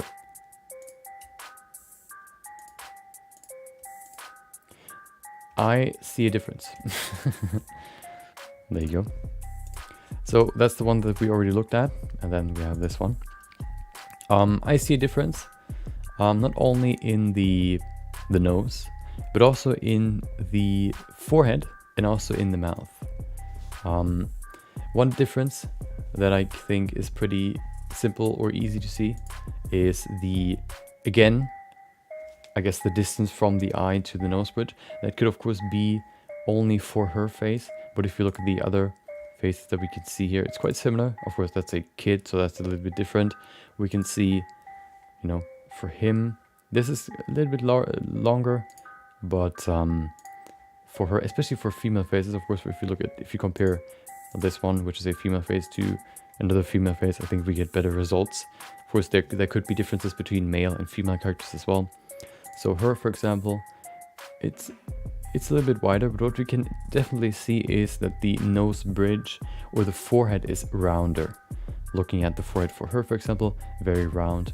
Looking at hers, it's actually, you know, as we said, the face is more flat, which means, of course, the forehead is also flatter or rounder, you could say. For her, you have this very, very clear, I guess you could say, crease here in the middle. Usually, white people have smaller lips and bigger foreheads, longer skinny noses. Yeah. It seems to be more drawn out.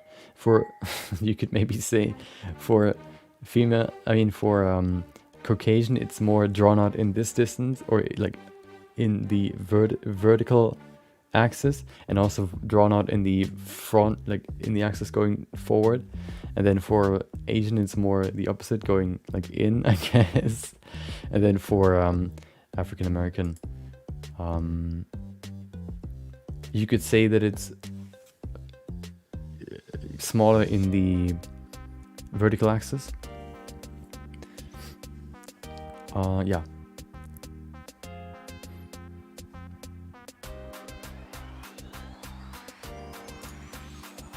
Yeah, I mean, you know, we're only talking about, you know, it's not like we're talking about it has to be like this. We're talking about averages, and we don't really talk about, you know, we don't say, well, this has to be like this. We don't say, you know, stuff like that. It's more that we kind of look at, you know, you can see the difference in these faces. So we try to define those. We don't really say that they have to be like this, but we kind of try to observe what makes them different. There are very apparent differences, and we try to pinpoint them. So there's nothing that we say it has to be like that. But of course, you know, that's why every character is, or every person is different, you know. She looks different than her. But there's still unique features, not only the skin color, that make those faces, yeah, similar, but still different to other ethnicities. I think one thing that I'm not so sure about, let me see if I can find some better evidence for that, is the how do you say it, like the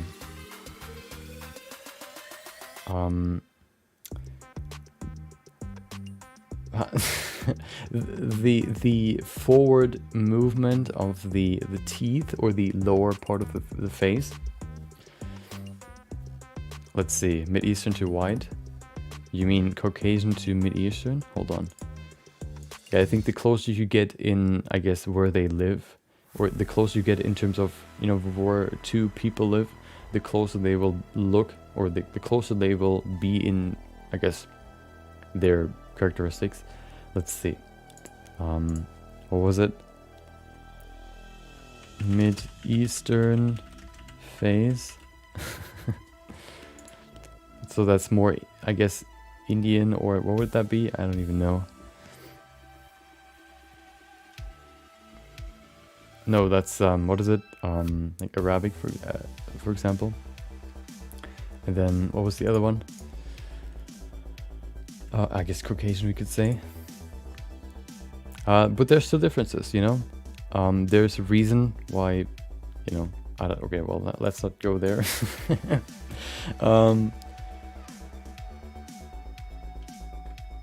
I mean, yeah, I think there's still differences. For example, I think when it comes to hair color, for example, I think there are quite a lot more ethnicities that have dark hair color than white or like blonde.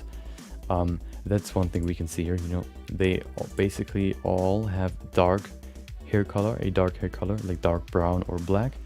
For the Caucasian, it could be brown, it could be, of course, black, it could be blonde, it could be red, it could be something else. Of course, that doesn't mean that you know, these couldn't have that as well, but we're talking about the natural occurrence. Another one I think is still if we talk about the nose shape, for example, we not only talk about the length forward, the width, or the length overall for the bridge, for example, or going from the base to the top part of the nose. We're also talking about the, you could say, like angle, whether it points down, whether it points up, or also the curve, of course, of the bridge. You know, you have two parts of the, I guess, nose bridge. You have a bony part, and then you have a soft part. And when you, for example, have a skull that looks very... Hold on, there you go. So if we have a skull right here, that looks like we have the forehead right here. Okay, well, there you go. And then we have the nose that goes like this. And then that's where the bone ends. Oh, hold on. There you go. That's where the nose is basically. And we have the mouth right here. We still have differences between this bone in different people. So sometimes the bone has more of like a straight down angle. Sometimes the bone is even further down. Sometimes the bone is quite far forward. And what then happens is that because the bones can change in their angle, you get this sort of ridge here in the top. So for example, if you have this bone part is quite flat, you could say, with a quite shallow angle like this. But then the nose is somewhere down here, you know, you still have to get down there. So what do? The bridge needs to adjust its angle, and you get this. So you have this kind of, you could say, you know, transition period where you get this sort of bump in the nose bridge. You can see it in my nose as well. Hold on, can you see it? Can you actually see it? There you go. I don't know if you can see it, it's probably too small, but that's something I have as well. That is because where the transition is from the soft tissue to the bone, if basically these angles change, you get this small little bump right here. That's another characteristic that you can't really see in her, for example. You can also not see it in her. You cannot see it in her. So that's, I think, more of a personal, individual characteristic rather than like a ethnicity, you know, ethnic. What do you say? Like, it's not really tied to an ethnicity.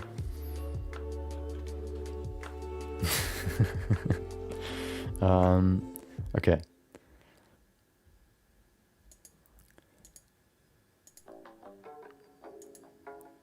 Of course, we can probably talk more about what kind of makes these characters more different. We can also maybe talk about the head shape. You can probably say that, you know, I think these ones are more... Well, I think a big difference I see in these is really only in the Asian faces, that they are more round than, for example, all the others, I would say. Is there more? Let's see. They all have brown hair, so that's not really a difference. Maybe they did that on purpose.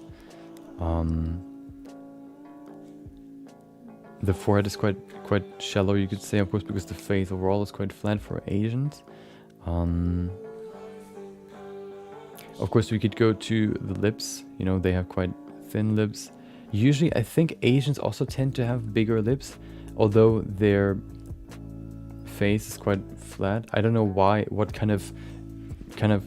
defines the lip width? I thought that if your teeth are further forward compared to the nose, you would push your lips further forward, which would mean that they kind of would open up more. Maybe that's not the case. Which you can see here. You can see the Caucasian have quite thin lips, especially he does. The African American have quite big lips. The same for East Asian. And they also have quite, I mean, you could say big or like, I guess, average compared to, or, you know, you can't really say average, but, yeah, there's not really like an average here, but they still have, you know, these ones are definitely the outliers here. And that's also how you can define someone, you know, that's basically how you define someone, by looking at the outliers. If everybody looks the same, but one person has a difference, what's the difference? Well, that's what makes them unique. For the Caucasian, that would be the lip thickness, you could say, you know. All the others have quite thick lips, but the Caucasian have quite thin lips. The noses, you could probably also say, quite thin, maybe even short. The other ones are, I guess, maybe a little bit bigger. The ears look quite similar on all of them. I don't really see a big ear difference here. Not really. Here you could, for example, say he has more, I guess, how did you say it, like wide ears? I don't know how you would describe those. And then I guess for Asians, then there would be another one, which I'm actually quite curious about to know how or why that is, which is the shape of the eye. Let me see if we can find a good reference for why you have this eye shape difference for Asians. Of course, as we said before, we still have the same ingredients in a face or in a body itself, but there's a certain... the build changes for every character, for every person, so that they look different. But it seems like Asians have like this certain preset for eyes that I want to figure out why or how it's built. So explaining Asian eyes. Epicanthic fold, okay. Okay, hold on, Wikipedia, perfect. An epicanthic fold or epicanthus is a skin fold of the upper eyelid that covers the inner corner. So right here, you can see it covers it right there. Medial canthus of the eye. However, variations occur in the nature of this feature, and the possession of partial epicanthus folds or slightly epicanthic folds is noted in the relevant literature. Various factors influence whether epicanthic folds form, including ancestry, age, certain medical conditions.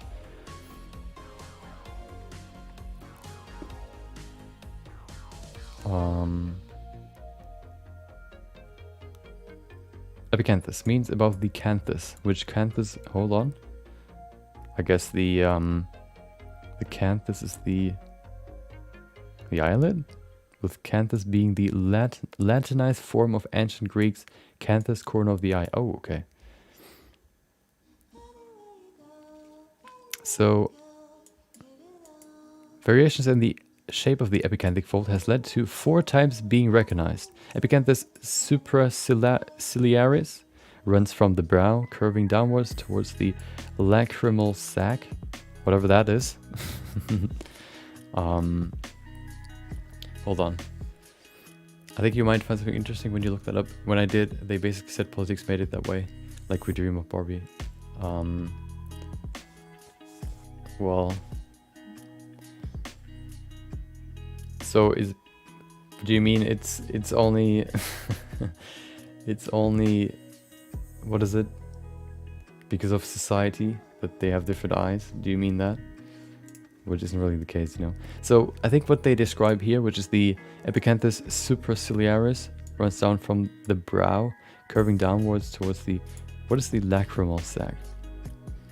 Wait, what is that? How do you, okay, well, lacrimal sac would probably be on the outside. Is the upper dilated end of the nasolacriminal duct. Ah, so the inner part, Okay. Oh, okay. Now I know what you mean. So the tear duct sac runs from the brow, curving downwards towards the, so from here to down there. Epicanthus palpebralis begins above the upper tarsus. What is tarsus? I guess it's the, oh, it's the eyelid. And extends to the inferior orbital rim. Epicanthus, okay, well, they don't really I can't really use these descriptions because I don't really know what that means. But even you can see Caucasians have that as well. So it's not only tied to Asians, you know, Caucasians can have it as well. But it is, I guess, more common in Asian people. As you can see here.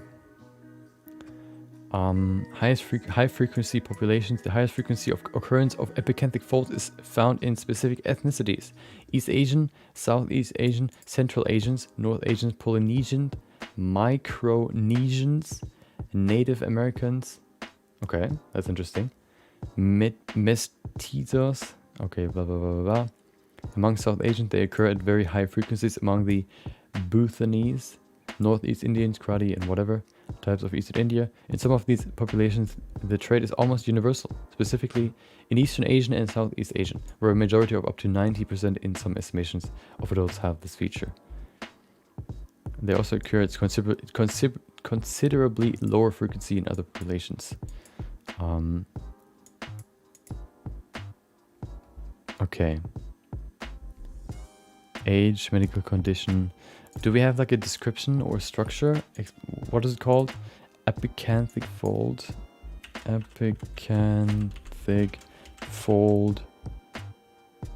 How do you call it? Like a structure. Let's compare, I guess, eyes with epicanthic fold to eyes without. Is that what that does? Aha. Oh, that's perfect. Okay, let's look at this. So why does it look like that?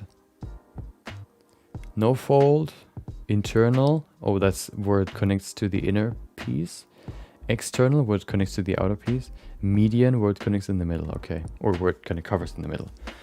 Fold free edge of lid, which is right there, which is this, where the fat just lies on the eyelid, and then fold free edge of lid. Oh, no, wait, okay. It is. Exactly. You can see what I mean with when the fat lies on top of the eyelid. You can see the eyelid right here. See this piece right here, this small little piece. And then you see this flap right here, which is the fat that covers or the skin that covers the eyelid. It lies more on top of each other, as you can see right here. Not only for when you have this epicanthus, or this, yeah, epicanthus, I guess, but also when you have more fat, or when you're getting older, because the skin gets looser and then falls down on top, or like, yeah, gets looser and kind of, you know, droops down, you could say, and then it lies more on the eyelid. So you have different different ways it could work. You could either have connections on both sides, you could have connections on the front side, the back side, or the middle. Okay. And I guess that's just different way of connecting the skin. Why or where does the skin come from? That's my question.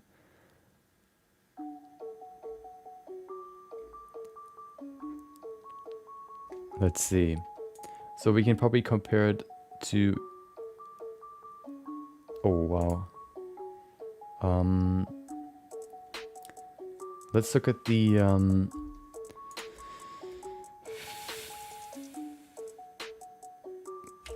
Caucasian eyes versus Asian eyes.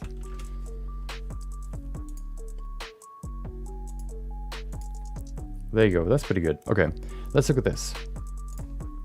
So we have the orbicularis oculi, which is the fat pad that lies right there, and then we have the eyelid right there. We have orbicularis oculi down here as well. We have the hair, and then we can see it not only lies more over the eyelid, but there's skin actually going not only over the entire eyelid, but also going underneath and covering the corner of the eye. So, okay. Inner corner, the epicanthic fold basically means that the skin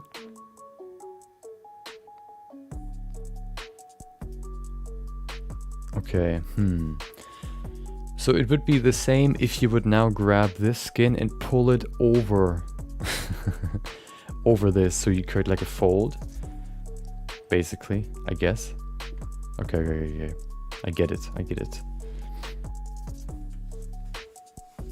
The evolution of looks and expectation of Asian eyelids and eye appearances. Yeah, I heard they, because they basically 90% of them have at least a little bit of an epicanthic fold. They, of course, because Caucasian people look more special, more unique, they look like those eyes, so they kind of want to get those as well. See how the difference is. We can see the skin kind of just going around the eyelid, and here it kind of goes over the eyelid. Okay.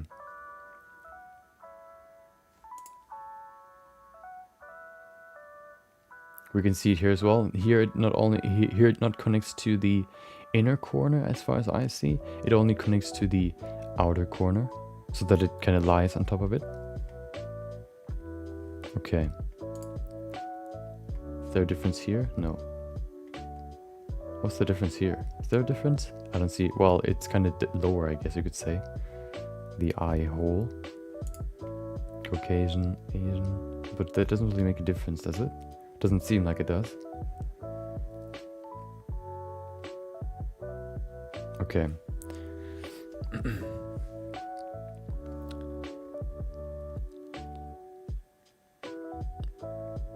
So of course, I think we covered the changes a little bit now. We can probably set some basics for what you can change in a face to make it look more unique. Of course, you can always add stuff like unique features, like or you can add stuff to a face, like scars or certain, I don't know, pimples or what is it, like birthmarks. But if you're only talking about the face and the proportions, what you can basically do is you can scale it, not only in the, I guess, X position, also in the Y position, or X axis, Y axis, and Z axis. You can also change the overall head shape in the same, scale it. You can, for the nose, not only scale it, you can move it, higher. That's probably scaling on the Z axis. You could rotate it slightly or move it slightly. That's what you can do. You can move it to the side in one direction. You could rotate it slightly so that one side is lower than the other one. You could do the same with the eyes. You could move them further apart. You can move them further together. You can make them bigger. You can make them smaller. You could add this epicanthic fold if you wanted to. You could change the position of the eyebrow. So basically any aspect of the face that you can move higher, lower, wider, or whatever, you can scale basically. You can move, you can rotate to create, as you can see here, different eyebrows, different eyes, different eye, or different eyebrow width and all that stuff. By just changing the the different aspects of a face in different ways. And that makes a character unique. You know, you could, for example, if you describe somebody that just committed a crime and you still remember their face, you know, how would you describe them? Well, he has a short nose, quite wide nose, or a slim nose. He has big eyes, small eyes. He has big eyebrows, big bushy eyebrows. He has a very, you know, what do you say, like a sort of round face. He has like more of a, I guess, like blocky face. You can change so many things in the face. So let's actually apply these, I guess, you know, unique features and create a unique face. So we have two options, as I said before. We could either use the Loki sculpt and basically change the features to make a whole new person, or what we could do is we could use my base mesh that is very, very basic, and then basically create a new person and give them unique features. I think it'll be more apparent if it'll be apparent on both ends. We could either use the one or the other. I think it'll be more fun if we use the Loki sculpt, because then we have a before and after where we can see how different they will look in the end. So let's do that. Okay. Let me open my good old Blender file.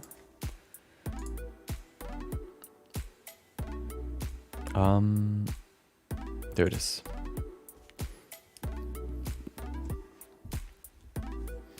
Okay. So we have, of course, the face. We don't really need the hair. We could, of course, change the hair as well, but the hair is more, I guess, unique in the way that it, you know, you can style it however. We can, you know what? We can probably change the style. Let's change the style as well. Okay. Let's go through. Let's begin. I guess the easiest way would be to begin with the hair, but I think what I want to do is I want to change the skull first, because if we change the skull, the hair will, you know, will change its shape as well slightly, because it has to attach to the hair, to the head. So let's go to the head first. I'm gonna remove the hair so it's not gonna obscure with what we see here. We also don't need that much resolution. We actually have it at 1, that's okay. We can maybe even put it to 0, but then we don't really see any details. See how it loses all detail. It could be easier because then we can sculpt easier, but it could also be a little bit harder because we don't really have a good reference. You know what? Let's start with this one. I think that's okay. We could maybe duplicate this first, so we still have the original, and then we can compare the two. So I'm going to pull this to the side here. I'm going to hide it. Let's say version 1. Let's call this one version 2. And we can even let's make it a little bit more random. Let's go through the list of changes that we can come up with, that we can change in a person's face, and then let's randomize it. Actually, let's give it 2 options, whether it's, you know, wide or not as wide. We're gonna put them in a list, and then we're gonna change this, you know, his face according to these changes. So we're gonna say 0 is if we say nose width, 0 is very, very slim, and 10 is very, very wide. And then if it says like random 6 or 5, then it basically stays, or is like a medium width, I guess. And then if it goes to either side, we change it according to that.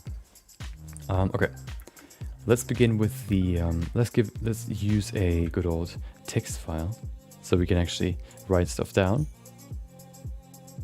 There you go, make a new one. Okay, so what do we have? We have the, I guess you could say, let's begin from the top to bottom. Or let's begin from most important to least important. The most important parts would probably be the nose, the eyes, the lips, the ears, maybe even the forehead, and then maybe cheeks and chin as well. So let's go through those first. So we have the nose, let's say nose bridge,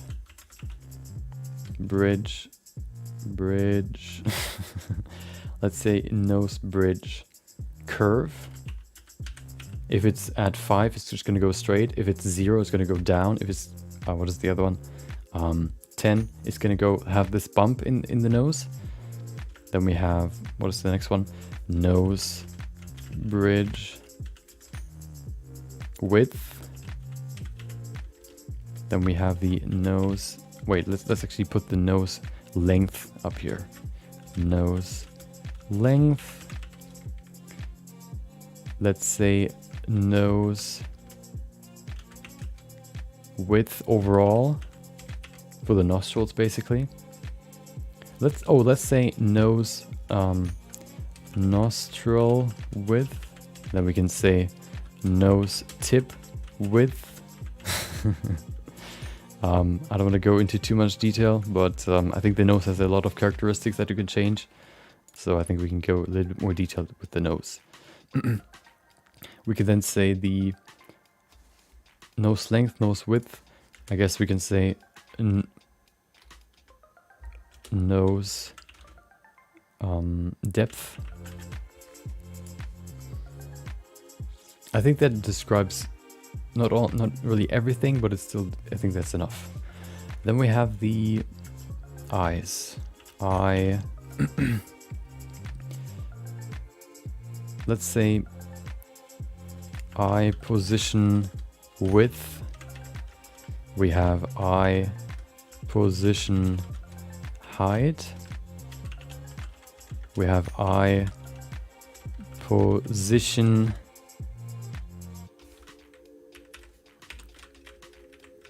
depth.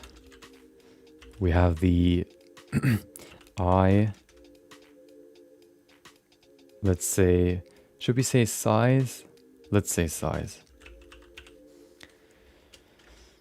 Oh, we have eye rotation.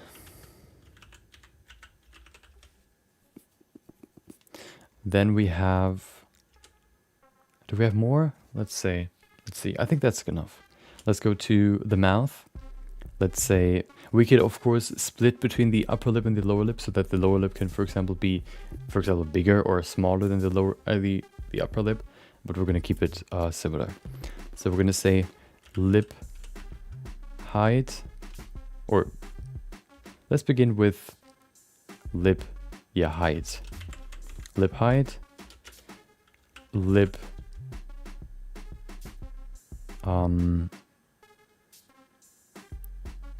width, lip width.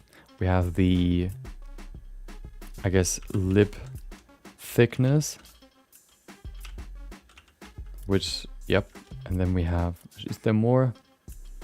No, I think that's okay. Then we have the, we could say cheekbones, but I think that's quite similar. We could say ear size. Let's do like 2 more. Oh no, we can probably do the chin as well. Chin width, chin length, chin depth. I think that covers basically everything. And then maybe the forehead as well. Forehead.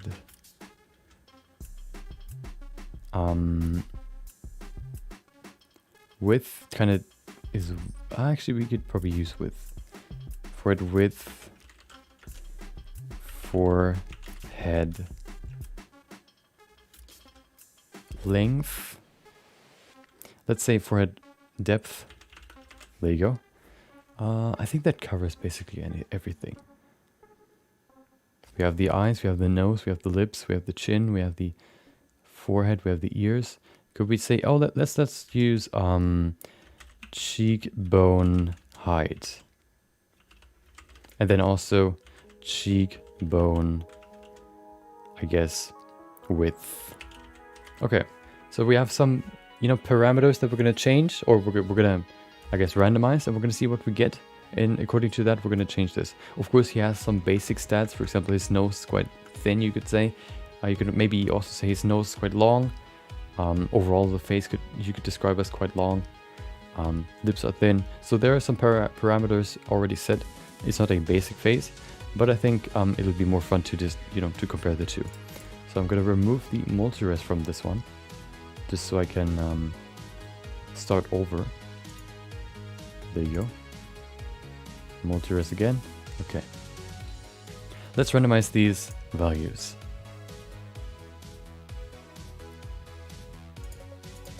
Your sculpts of faces always look like the heads of Easter Islands. You mean the sculpts? You mean the they look like Squidward's house? Okay. Random number generator. Okay. Oh. So, let's begin. Let's begin with the first one. We go from 1 to 10, perfect. So the first one is nose length. Randomize. We have a 10. Oh, okay. 10. Then we have 4.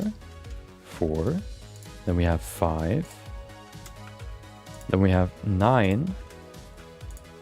3. 9. Oh. 8. 1. Ooh. Extremes here. Not only like 5 and 6 and so forth. We also have 1 and 9. 3. Oh. 6. 9. Lip height. 10. Oh, okay. 7. Lip thickness. 8. Oh. Ear size, let's see. 10. Okay, let's make them very big. Then we have 7 for the chin width. Chin length, 3. Okay. 8 for the depth. Okay, that's going to be interesting. 3 forehead width. 8 forehead depth. Oh no. 1 for the cheekbone height. We go from low to high. And 3 for the cheekbone width. Okay. Perfect. So now that we have all the parameters, let's change this face according to these parameters. We can maybe pull this a little bit higher so we can at least see all the parameters. There you go. Okay. Oh, that's kind of is too much probably. Oh, we can do something else. Sculpting. There you go. We don't need you. Nope, that's the wrong one. Text editor. There you go. Okay. Could we place it somewhere else? We could maybe... Yeah, let's place it somewhere else. Hold on.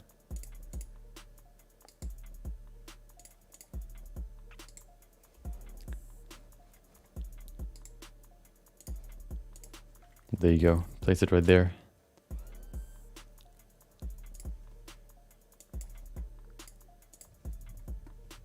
There you go. Okay. Let's apply these parameters to the face. I'm going to sit down and then we're going to begin.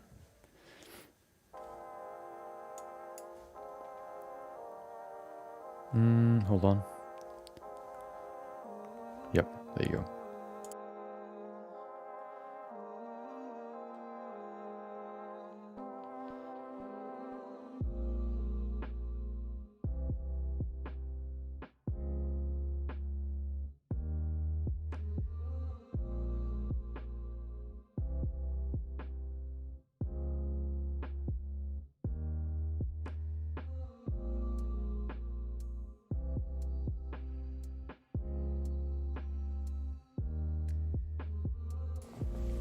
Okay.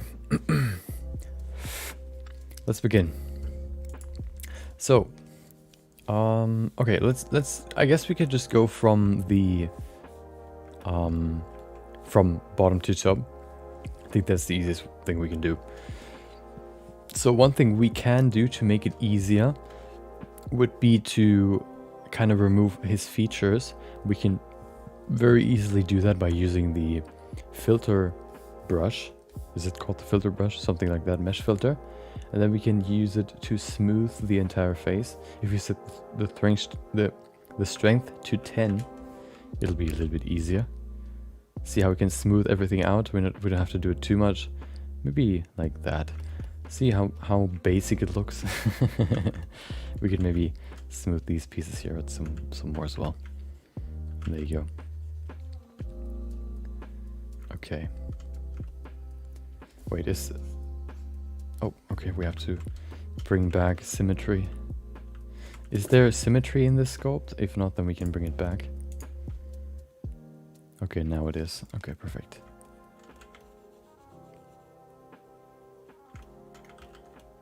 So now we have a very, very basic face without any features, basically. There's still, I guess, some features like the depth, for example, for stuff, but it's not really, you know, that refined. We can very easily change it. So let's begin. Let's begin with the nose. We see the nose length is at 10. We could say this would be, I don't know, like a 7 or so. So this will be even longer than this. We pull it even lower. Very, very long nose. There you go. Perfect. So we have a very long nose. Or maybe we're going to exaggerate it a little bit as well, just kind of make it more visible. There you go. I mean, if you're 10, then we're going to go to the maximum, of course. The nostril width is at 4, so it's less than average. We could maybe make it a little bit slimmer. Maybe like this. Okay, that's the nostril width. We have the nose depth, which is 5, so standard. You could say this is standard, right? I would say this is standard. Oh, we can probably also define the, let's define the, what is it? Nose curve. Nose curve, let's define that real quick as well. Random number generator. 8, oh, okay. 8 would be forwards. Oh, that's pretty cool. It would be pretty boring if it was just stay at 5, then we would just have like a straight nose. Nose depth would be 5, so I guess we could probably keep it here.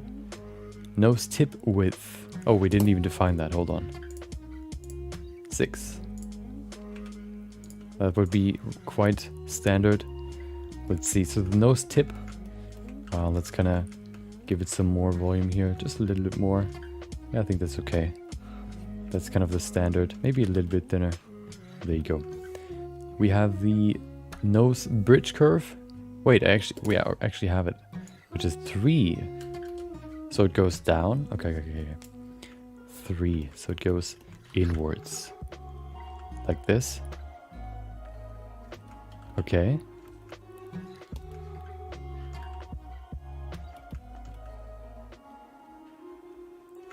Perfect. Then we have the nose bridge width is 9. So we have we have a thin nostrils and a wide bridge. We can maybe give those some little more definition as well. There you go. Like that. There you go.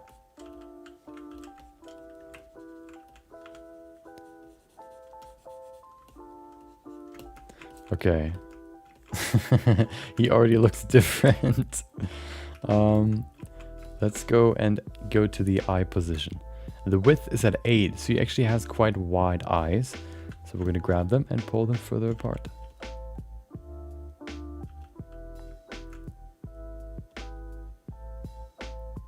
Not too far. I don't want to go too far away from the width of the nose. Maybe like that. That could work. Okay. Position width 8. Okay. position height would be 1, which would be, if we always go from high to low, no, from, yeah, high to low, that would be, position height would be pretty low actually. So we can pull it slightly further down, over here somewhere. Okay. Well, it could probably be way, way lower, like there. Okay. Eye position depth is at 3. 3 would be a little bit further forward. There you go. Okay. We're gonna change the eyeballs for just a second. Eye size would be 6. 6 is quite standard. So let's now, first of all, bring the eyes a little bit further forward, and then we can adjust everything. Oh, hold on, we have to do the same for the other side as well. Why is it tracking 2 things? Oh no, it's not. Okay.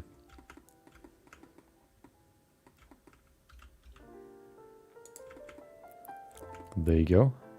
Looking pretty good.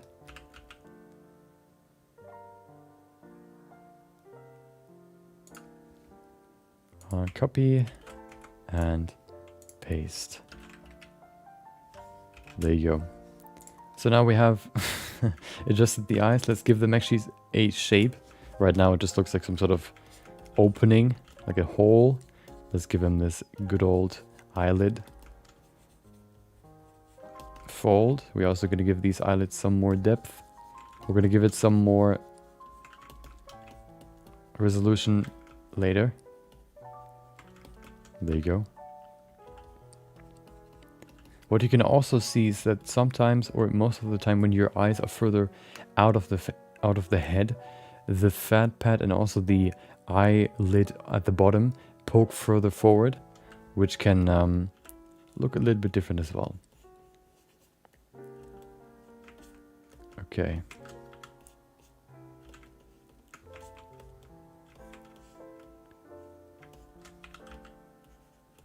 I think that's okay for now. Let's go to, what's the next one? The next one would be eye size, eyes rotation. Oh, eyes rotation. No, eye size would be 6, that's okay.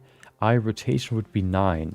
So we could probably go from, like, if this is the eye, like this eye, we could go from here, which would be 0 to 10, which would be high. So the outer eye corner needs to be higher than the the inner eye corner. So we have to pull this quite high compared to this one. That could work, maybe like that. I think that's pretty good. There you go. Perfect. Then we have the lip height. Let's go to the lips now. Actually, hold on. There you go. Okay. We have the lip height. Lip height is 10, so it needs to go pretty high. So we basically have like just a small space between the nose and the lips. Perfect. Okay. So we pull the lips higher. There you go. Perfect. Okay, well, that's quite high, but I think that's okay. There you go. We then have the lip width, which is 7. So it's a little bit wider than average, I guess you could say. Which means you could probably make it a little bit wider. Like over here, like this. Okay. A little bit less, maybe like this. Okay. Then we have the lip thickness, which is 8. So it has quite thick lips. Let's give him some thick lips. Let's go in here and make this line in the middle a little bit more visible. And then let's give him some nice and juicy lips right here. There you go.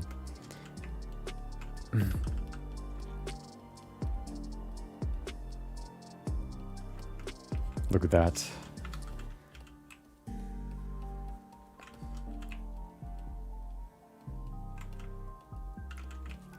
We could probably make them even thicker. Hold on. Of course, it's not a 10, but it's still quite big. There you go. I think that's pretty good. Okay.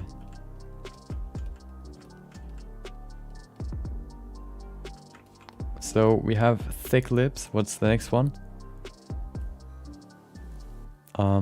Ear size 10. Okay.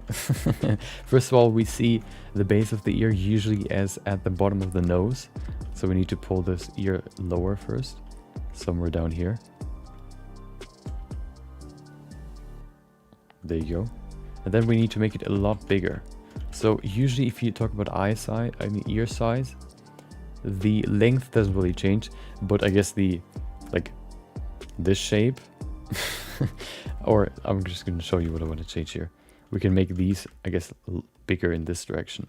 Not really where they start, but how far they go out. Like this. There you go. Also maybe go down here a little bit more.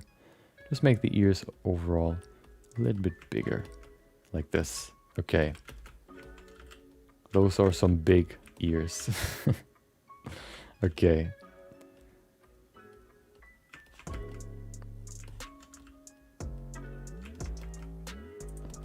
We're gonna give all of this some more detail once we've kind of defined the parameters. Lip thickness, ear size, chin width 7. So a little bit wider than average. Maybe like this. What is that? I can't even see that. What is that? Hold on. Can I copy this? Copy. A wave? Face and clouds.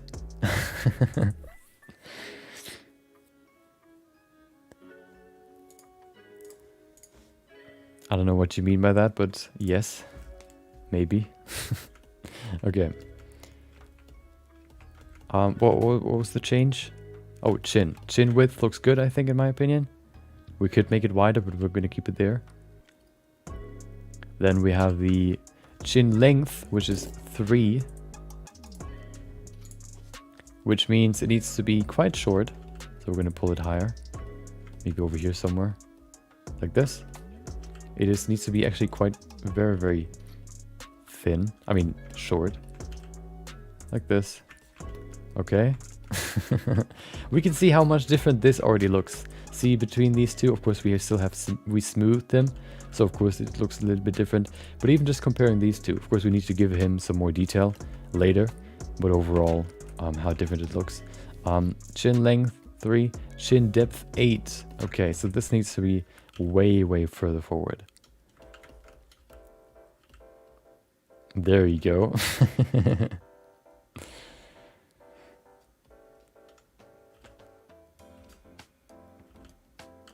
There you go. Okay. Forehead width 3, which would mean that it's quite thin, so we need to pull it further together. We can probably also now do the... What's the next one? Forehead depth is 8, so basically how far this go forward. It needs to be quite deep, so we can... First of all, can probably pull this up slightly, like this. And then we need to pull it further, maybe, a little bit. There you go. Maybe also on the side here. There you go. It needs to be quite deep.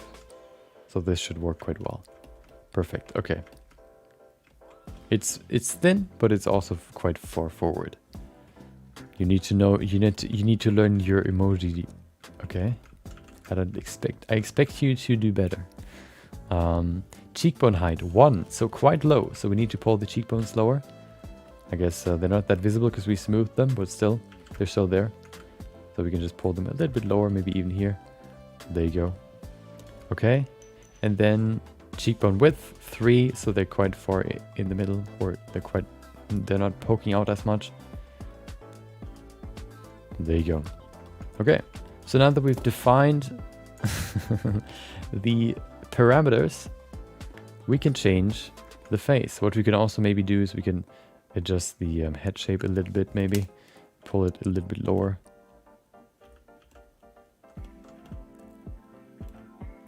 There you go. That's probably better. Okay. Perfect. So now that we've defined the parameters, let's give them some more detail. And then we can compare the two. These two. Okay.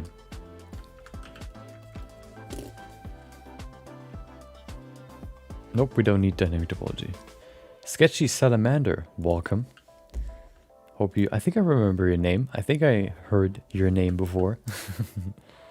You sound familiar. Hope you had a great day. We are talking about how you can change features in a character's face to make them look unique. So what we basically discussed before was how to what features there are and how you can change them, positioning, size, width, and all that stuff. And then we also looked at sort of what ethnicities have certain, I guess, how the average changes between ethnicities. And now we basically have this list of traits that we've defined, which we now use to hold on, I need to make a new one because otherwise it's going to be confusing. There you go. Now we've defined these parameters on the side to change the scope that we've done yesterday, this one. We're going to change this, and we've applied these changes, these parameter definitions to this character. We defined the parameters by going from 1 to 10, that's the spectrum, 1 meaning the lowest and 10 meaning the highest, and then we basically just use a random number generator. So we changed it from this to this. So now what we're going to do is we're going to give this some more definition to actually make them comparable, because this one has way more detail than this one right now. So what we're going to do is we're going to just go in here and subdivide this. There you go. So now we have some more resolution to work with. Let's begin with the lips.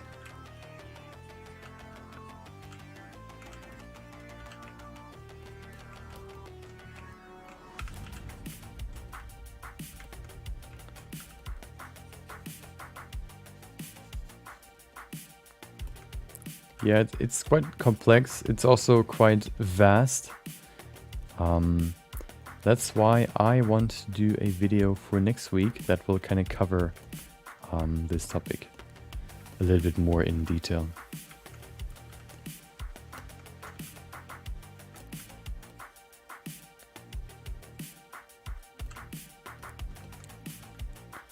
So we have we defined these lips as being quite thick. So let's go in here and add some thickness to the lips. There you go. Perfect. Blender almost crashed. How about we save this? Okay. Let's save it like, what is it? Loki likeness. Let's say version 1C. There you go. It's not really like a likeness anymore, but you know. Okay. Lips will be big, which they are now. We could maybe make them a little bit bigger at the bottom. There you go. Perfect. Okay, then we can make them more voluptuous by adding back this roundness in the lips. There you go. These two muscles that basically attach to the skin of the lips and then go down in this direction.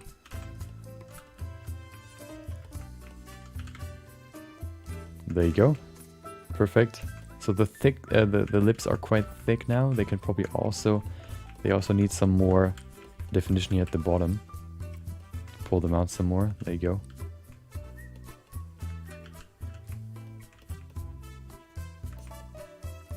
Perfect.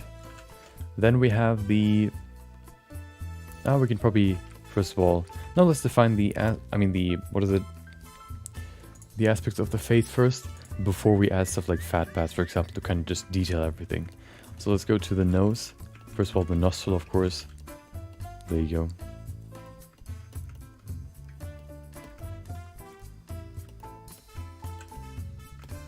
We have the nose right here in the center.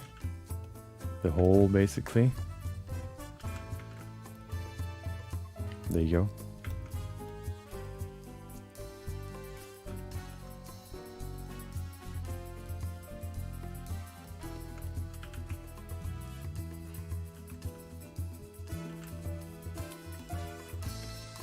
Let's go to the tip now. Of course, defining the tip some more.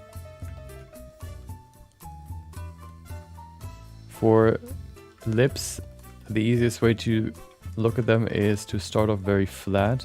Of course, lips, if you begin, usually look like this rather. And then what you do is you separate the upper lip in 3 pieces, one in the middle right here. And then we have 2 balls right there. And then we have, for the lower lip, we have 2 big ones right here. Which means if your lips are very flat, like this, what you do is you basically just add. Oh, you add more. Wait, what is happening? Oh. You add more like this. And then your lips have more volume. And that's how you can make lips quite easily. Of course, it is also, you know, just have to practice, but you know, you have to know how to do it first before you can practice it. There you go. Wait, what did I just discover? Nothing? Okay. Wait, what did I press? What did I... Oh, okay, I pressed Shift A. So we have the tip of the nose as well, which is quite thick. If I remember, nose tip width is 6, so it's actually quite standard. Maybe a little bit thicker than standard. There you go.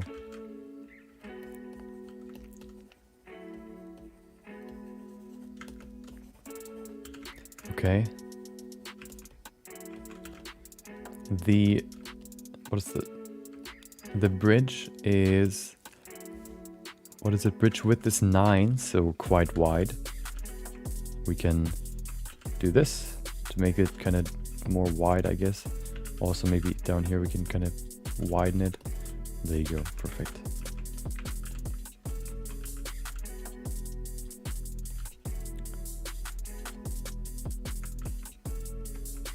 Okay, then we have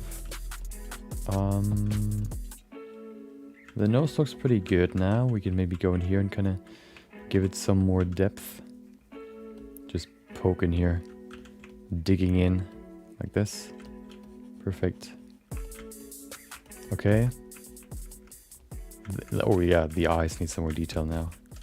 Let's go in here and first of all bring in the fold.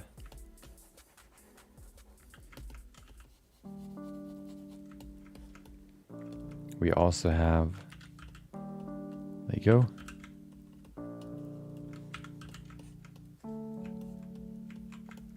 Okay. I'll see you, Sketchy Salamander. Thank you for joining. Hope you enjoy the rest of your day.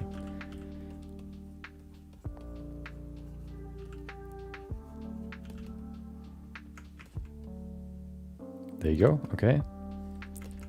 Eyes are a little bit more defined. Maybe we could give him these the inner corner as well. There you go. Perfect. That might be a little bit too strong. Okay.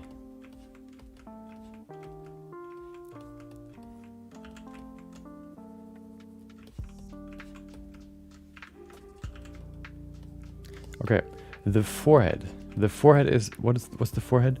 The forehead is quite slim but quite deep, which means this needs to be quite deep here. Okay, and then we have the forehead overall, which is very, very far forward, which it already is. Perfect. But it needs to be quite thin as well.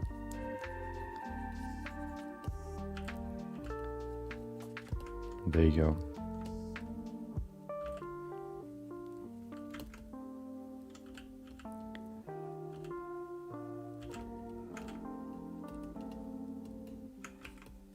There you go. Perfect.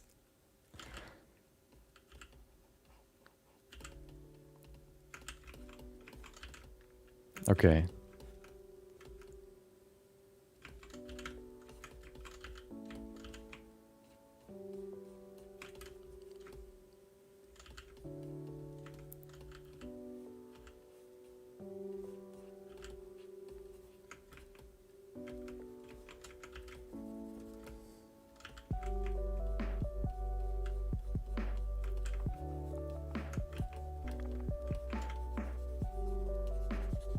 Okay. Cheekbone height. Cheekbone height looks good to me. We don't really end there. Also quite, you know, close to the face or not as wide. So we don't need to really make them very pointy. Perfect. They can be somewhere over there.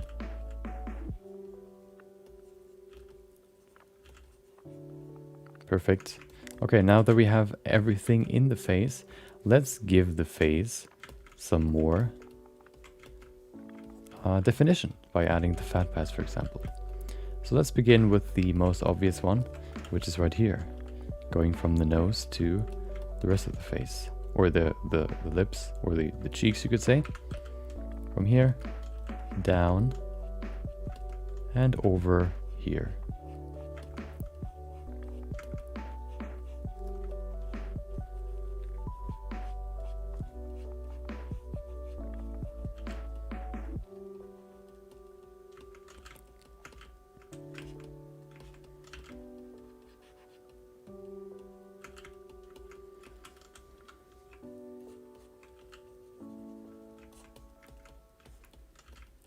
Okay.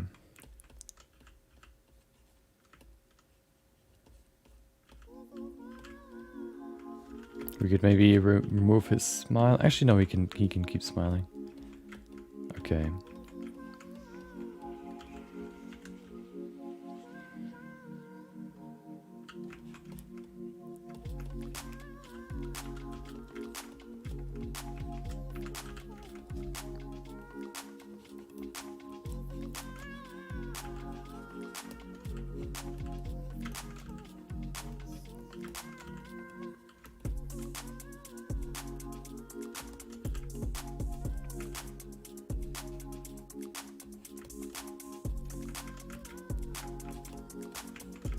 There you go. We then have the fat pad over the eye. We could maybe also define whether or not he has a lot of fat in his face or not. That could be a big factor whether or not, you know, or how he looks. That defines a lot. But I think I'm just gonna keep him quite lean. Actually, no. Let's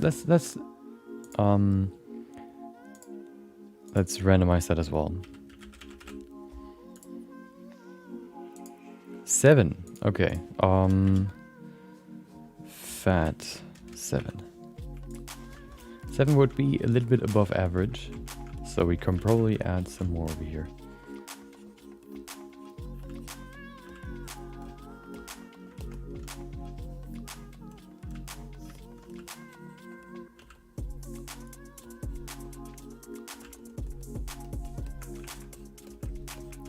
Maybe even some more. It really droops down here. Not completely down, but I think that's pretty good. There you go. Okay. Then we have, of course, some more fat over here.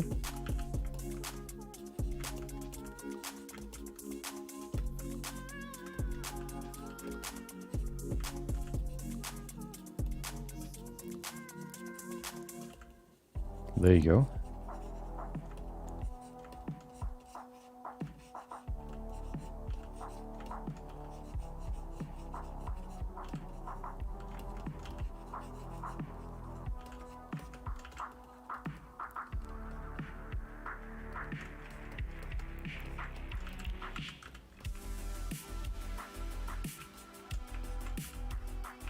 He immediately looks a little bit more chubby. But that's not all. Those are not all the those are not all the fat pads that we need. Hold on, let me just grab a quick fat pad reference. Fat pads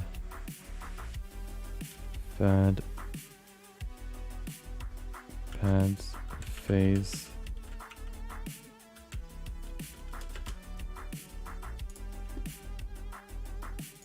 There it is. Okay.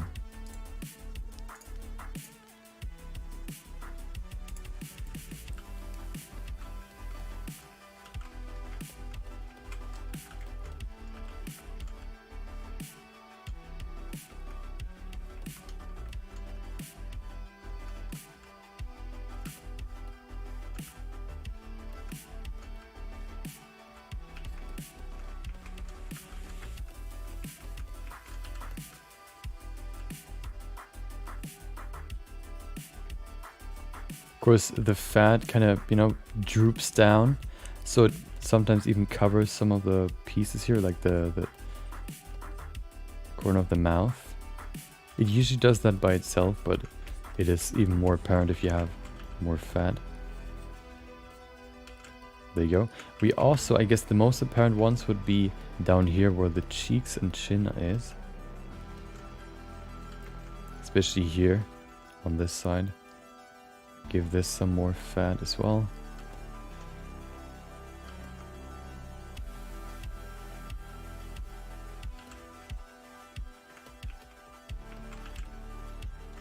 And then also under the chin, of course, we have we have the fat underneath the chin, which is very apparent right here, which also kind of droops down, of course, like this.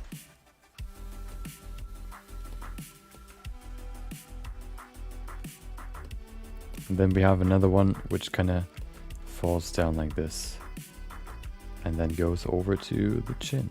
I mean the lower, I guess, neck area.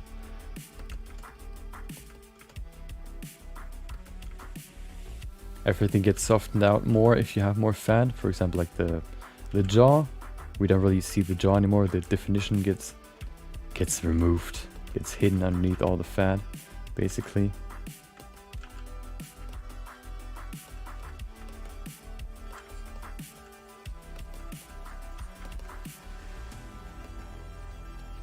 The neck also gets smoother with more fat. Everything basically gets smoother.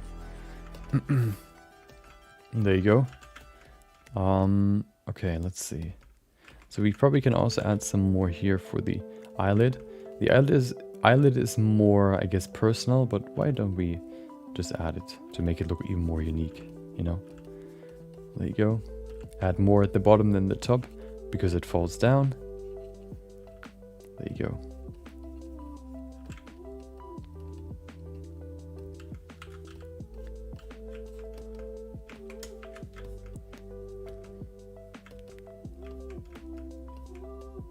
Let's define the chin a little bit more, especially down here we need some more volume.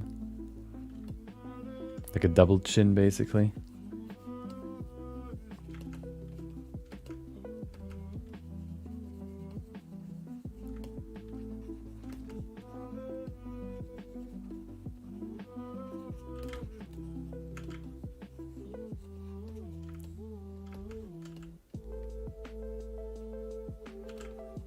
There you go. Okay, looks like an old dude now. Lips are quite big, so what we could do is we can kind of define his muscles a little bit more.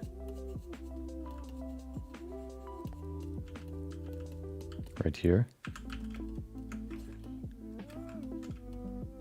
There you go. Okay.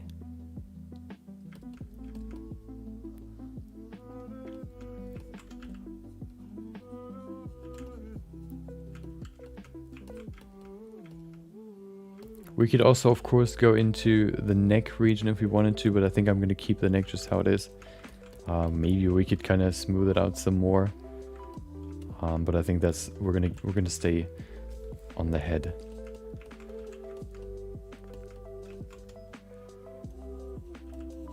On the forehead, we also have a little bit of fat, but not too much, which kind of basically just smoothest the face. Not really that visible.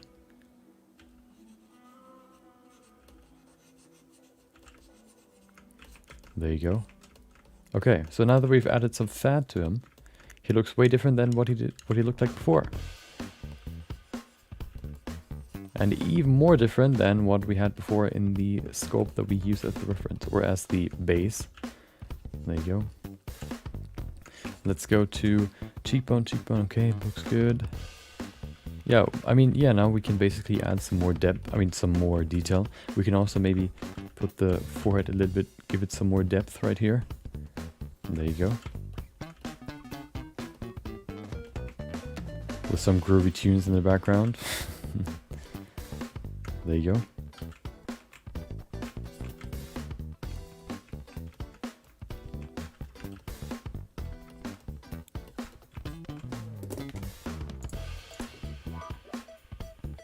Let's give him one more level of detail, and then I think we're done. No, oh, the ears. The ears have no detail. Hold on.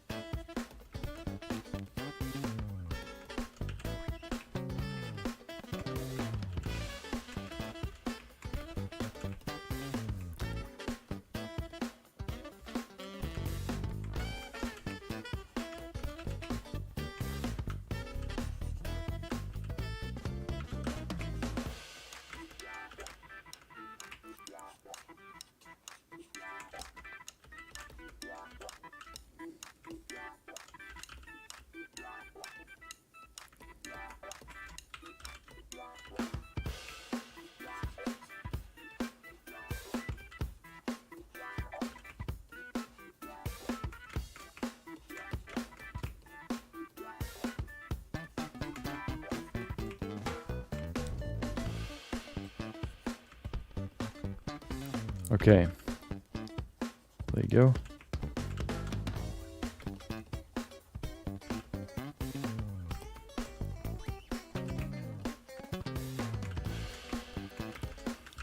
Perfect. Now the ears have some more structure.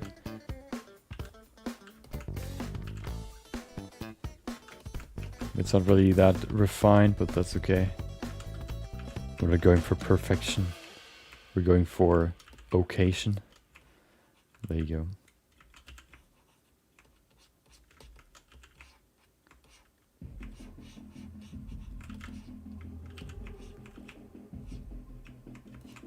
There you go. Now we have some more refined ears. Let's go over it again and just kind of give it a little bit more detail, and then we're done.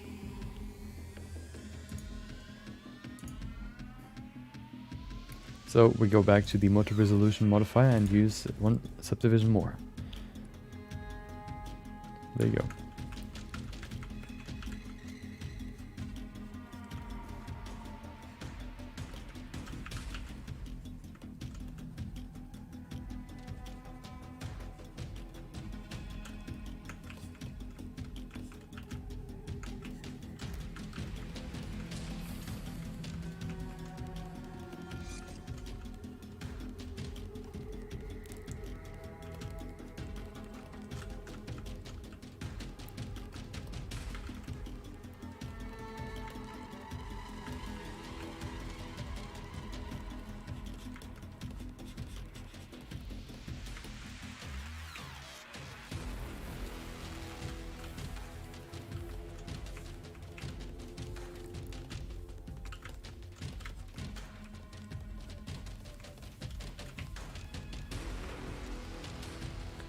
Yeah, what I basically do now is I not only go over the outer, you know, all the creases just to kind of define them a little bit more. I also go over the surfaces and kind of see if I can add some more very small differences that can maybe, you know, change up the structure very slightly. I'm not really looking for big changes. If I want to do them, I can go back like 1 or 2 steps. Right now what I'm doing is more defining or refining what we already have here. See how I can, you know, give this some more structure now, some more depth. There you go.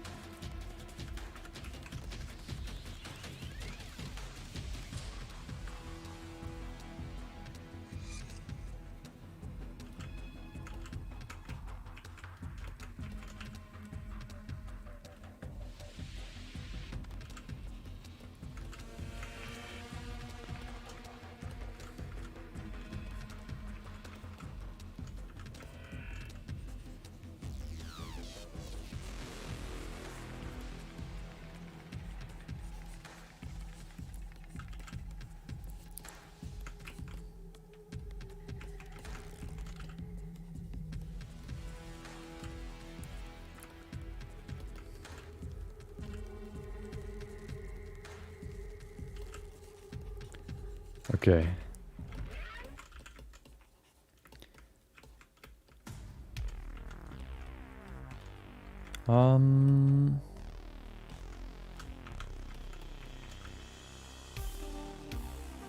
Yeah, I think we're almost done with this handsome young man. I don't even know if you could say he's young, but we're almost done. Let's kind of adjust this eye a little bit. Okay. Maybe we could give him some eyebrows so he doesn't look completely weird. Actually, no, the other one doesn't have eyebrows as well.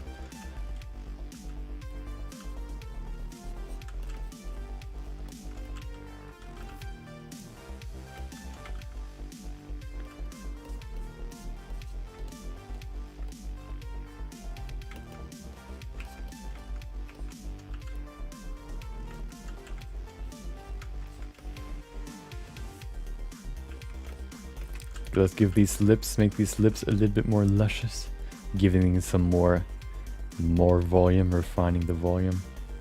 There you go, perfect.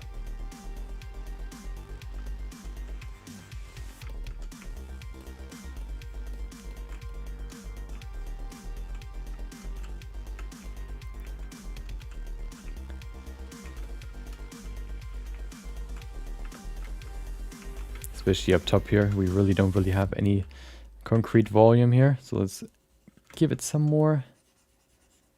There you go. And then we have these thick parts here on the side.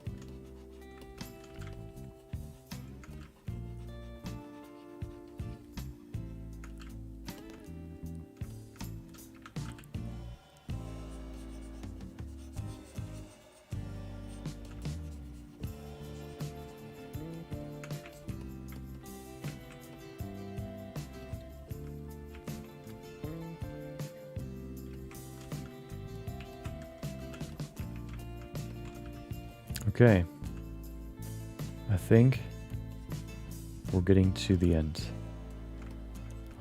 Maybe refining this nose a little bit more. There you go. Perfect.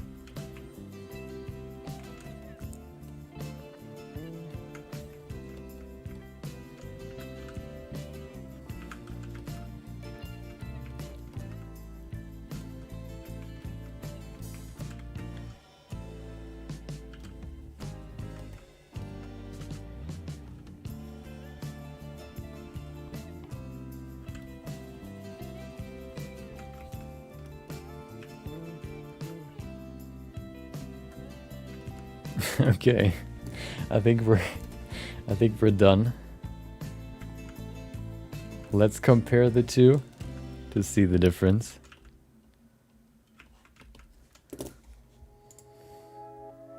Oh, look how young he looks in this one, and then more and more levels. Oh no, and then fully developed. There you go. Okay. Yeah, I mean, you can immediately see, you know, looking at these two from the side, the differences are very easy to see. You can see the curve, for example, for the nose. For him, it's quite straight. You can see the mouth. Everything looks very lean. You could say we can see for him, it's more, you know, chubby.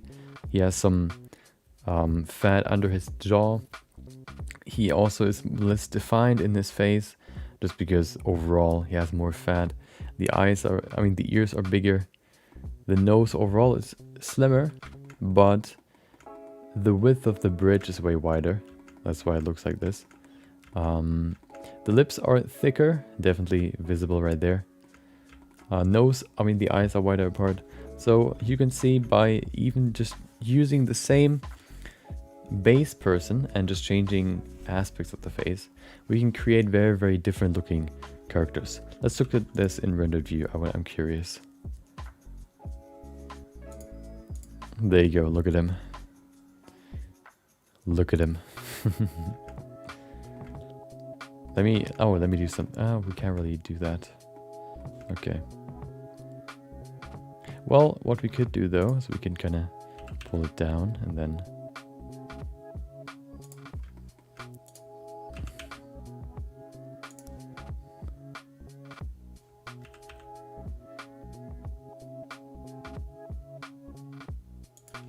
there you go. I'm gonna copy these eyes and this empty. Give him his eyes back. We need to reposition the eyes, of course.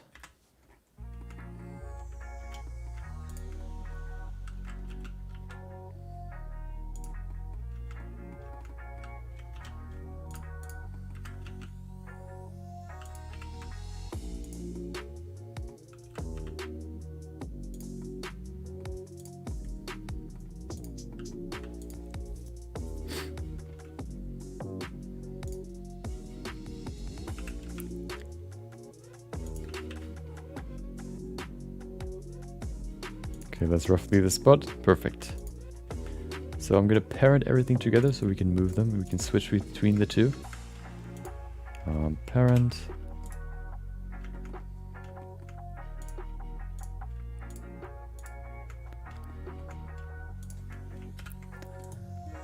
Okay, let's create 2 frames.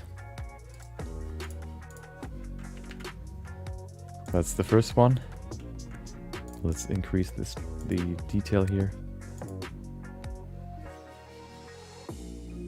Okay.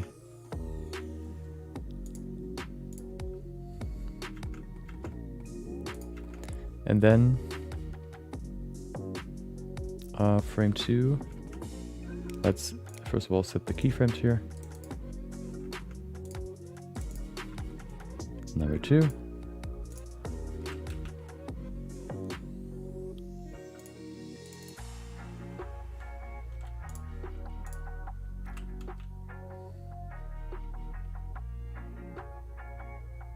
There you go. Okay, let's look at the comparison. Okay, so we have number 1, that was the original face. Let's look at it in rendered view. Rendered original face. And then let's look at the new face created by random factors. Of course, changing different aspects of the face. And let's look at how different it looks. See how different he looks. Yeah, and just by changing, you know, different aspects of the face, you can really change a character dramatically. That's what makes characters unique. And of course, we didn't only change one thing. We changed how many? Like 30, let's say like 28, 20, 26. 1, 2, 3, 4, 5, 6, 7. Okay, well, 23.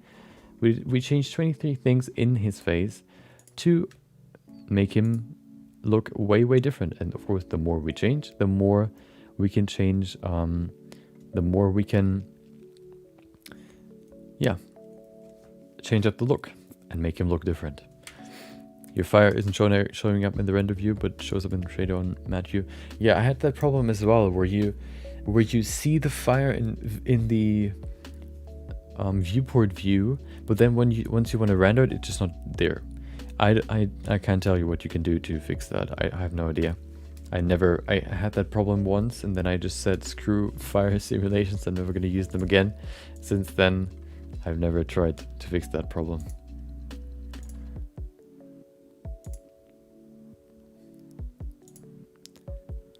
Yeah, But, wait, what happens if we bring back the hair?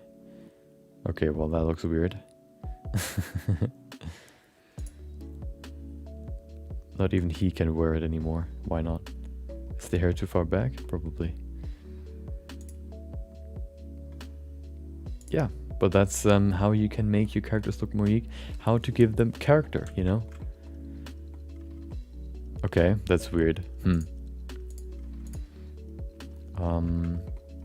Yeah, that's how you can give your characters character, by giving them unique features that differ from the, I guess you could say, average. And then, yeah, not only doing it on one part of the face, but of course on everything, basically, if you want to. How deep you want to go in it. Of course, you can say, well, the character has big eyes, but everything else is average. Then he still looks, you know, unique because he has big eyes. But of course, the more you change, the more unique the character will look. Yeah, so hopefully you learned something. I definitely learned something about the ethnicities and what makes them unique. And also, you know, just using the scope to turn it into something completely new, I think it was quite fun. Yeah, hope you enjoyed today's stream. Of course, if there are any more questions, let me see if there's something on Discord. Let's see.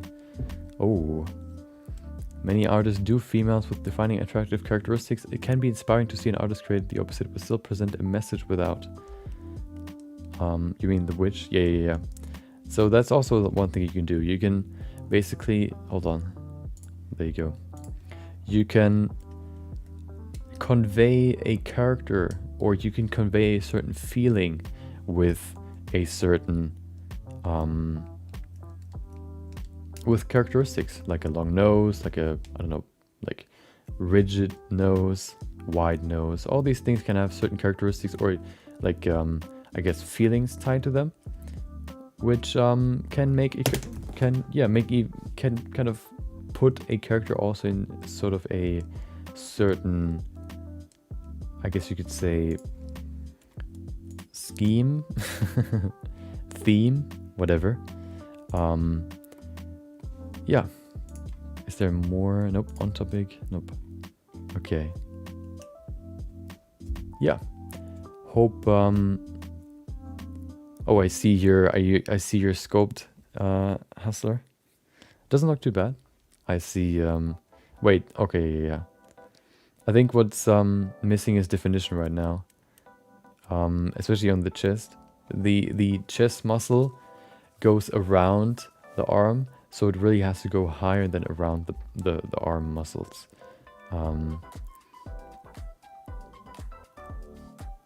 The Illuminati eye. Yeah. I mean, yeah, looks pretty good. Inkling as well.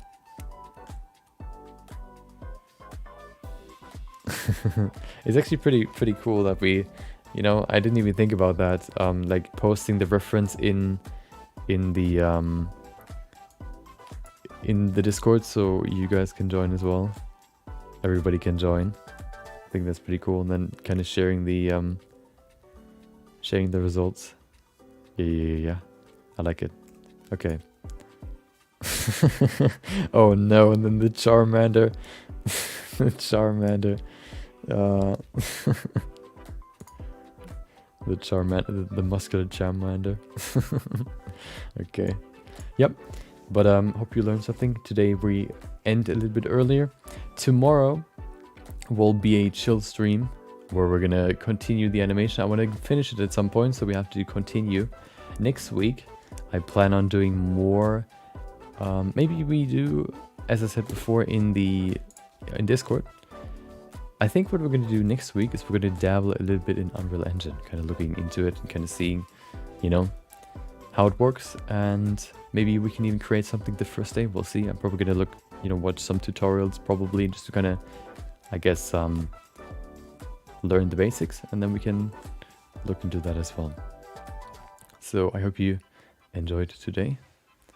Maybe I'll see you next time. Hope you enjoyed the rest of your day. Thank you for joining. Thank you for watching. Thank you for listening. Thank you for just being here or chatting. Everything. Hope you enjoy the rest of your day and take care.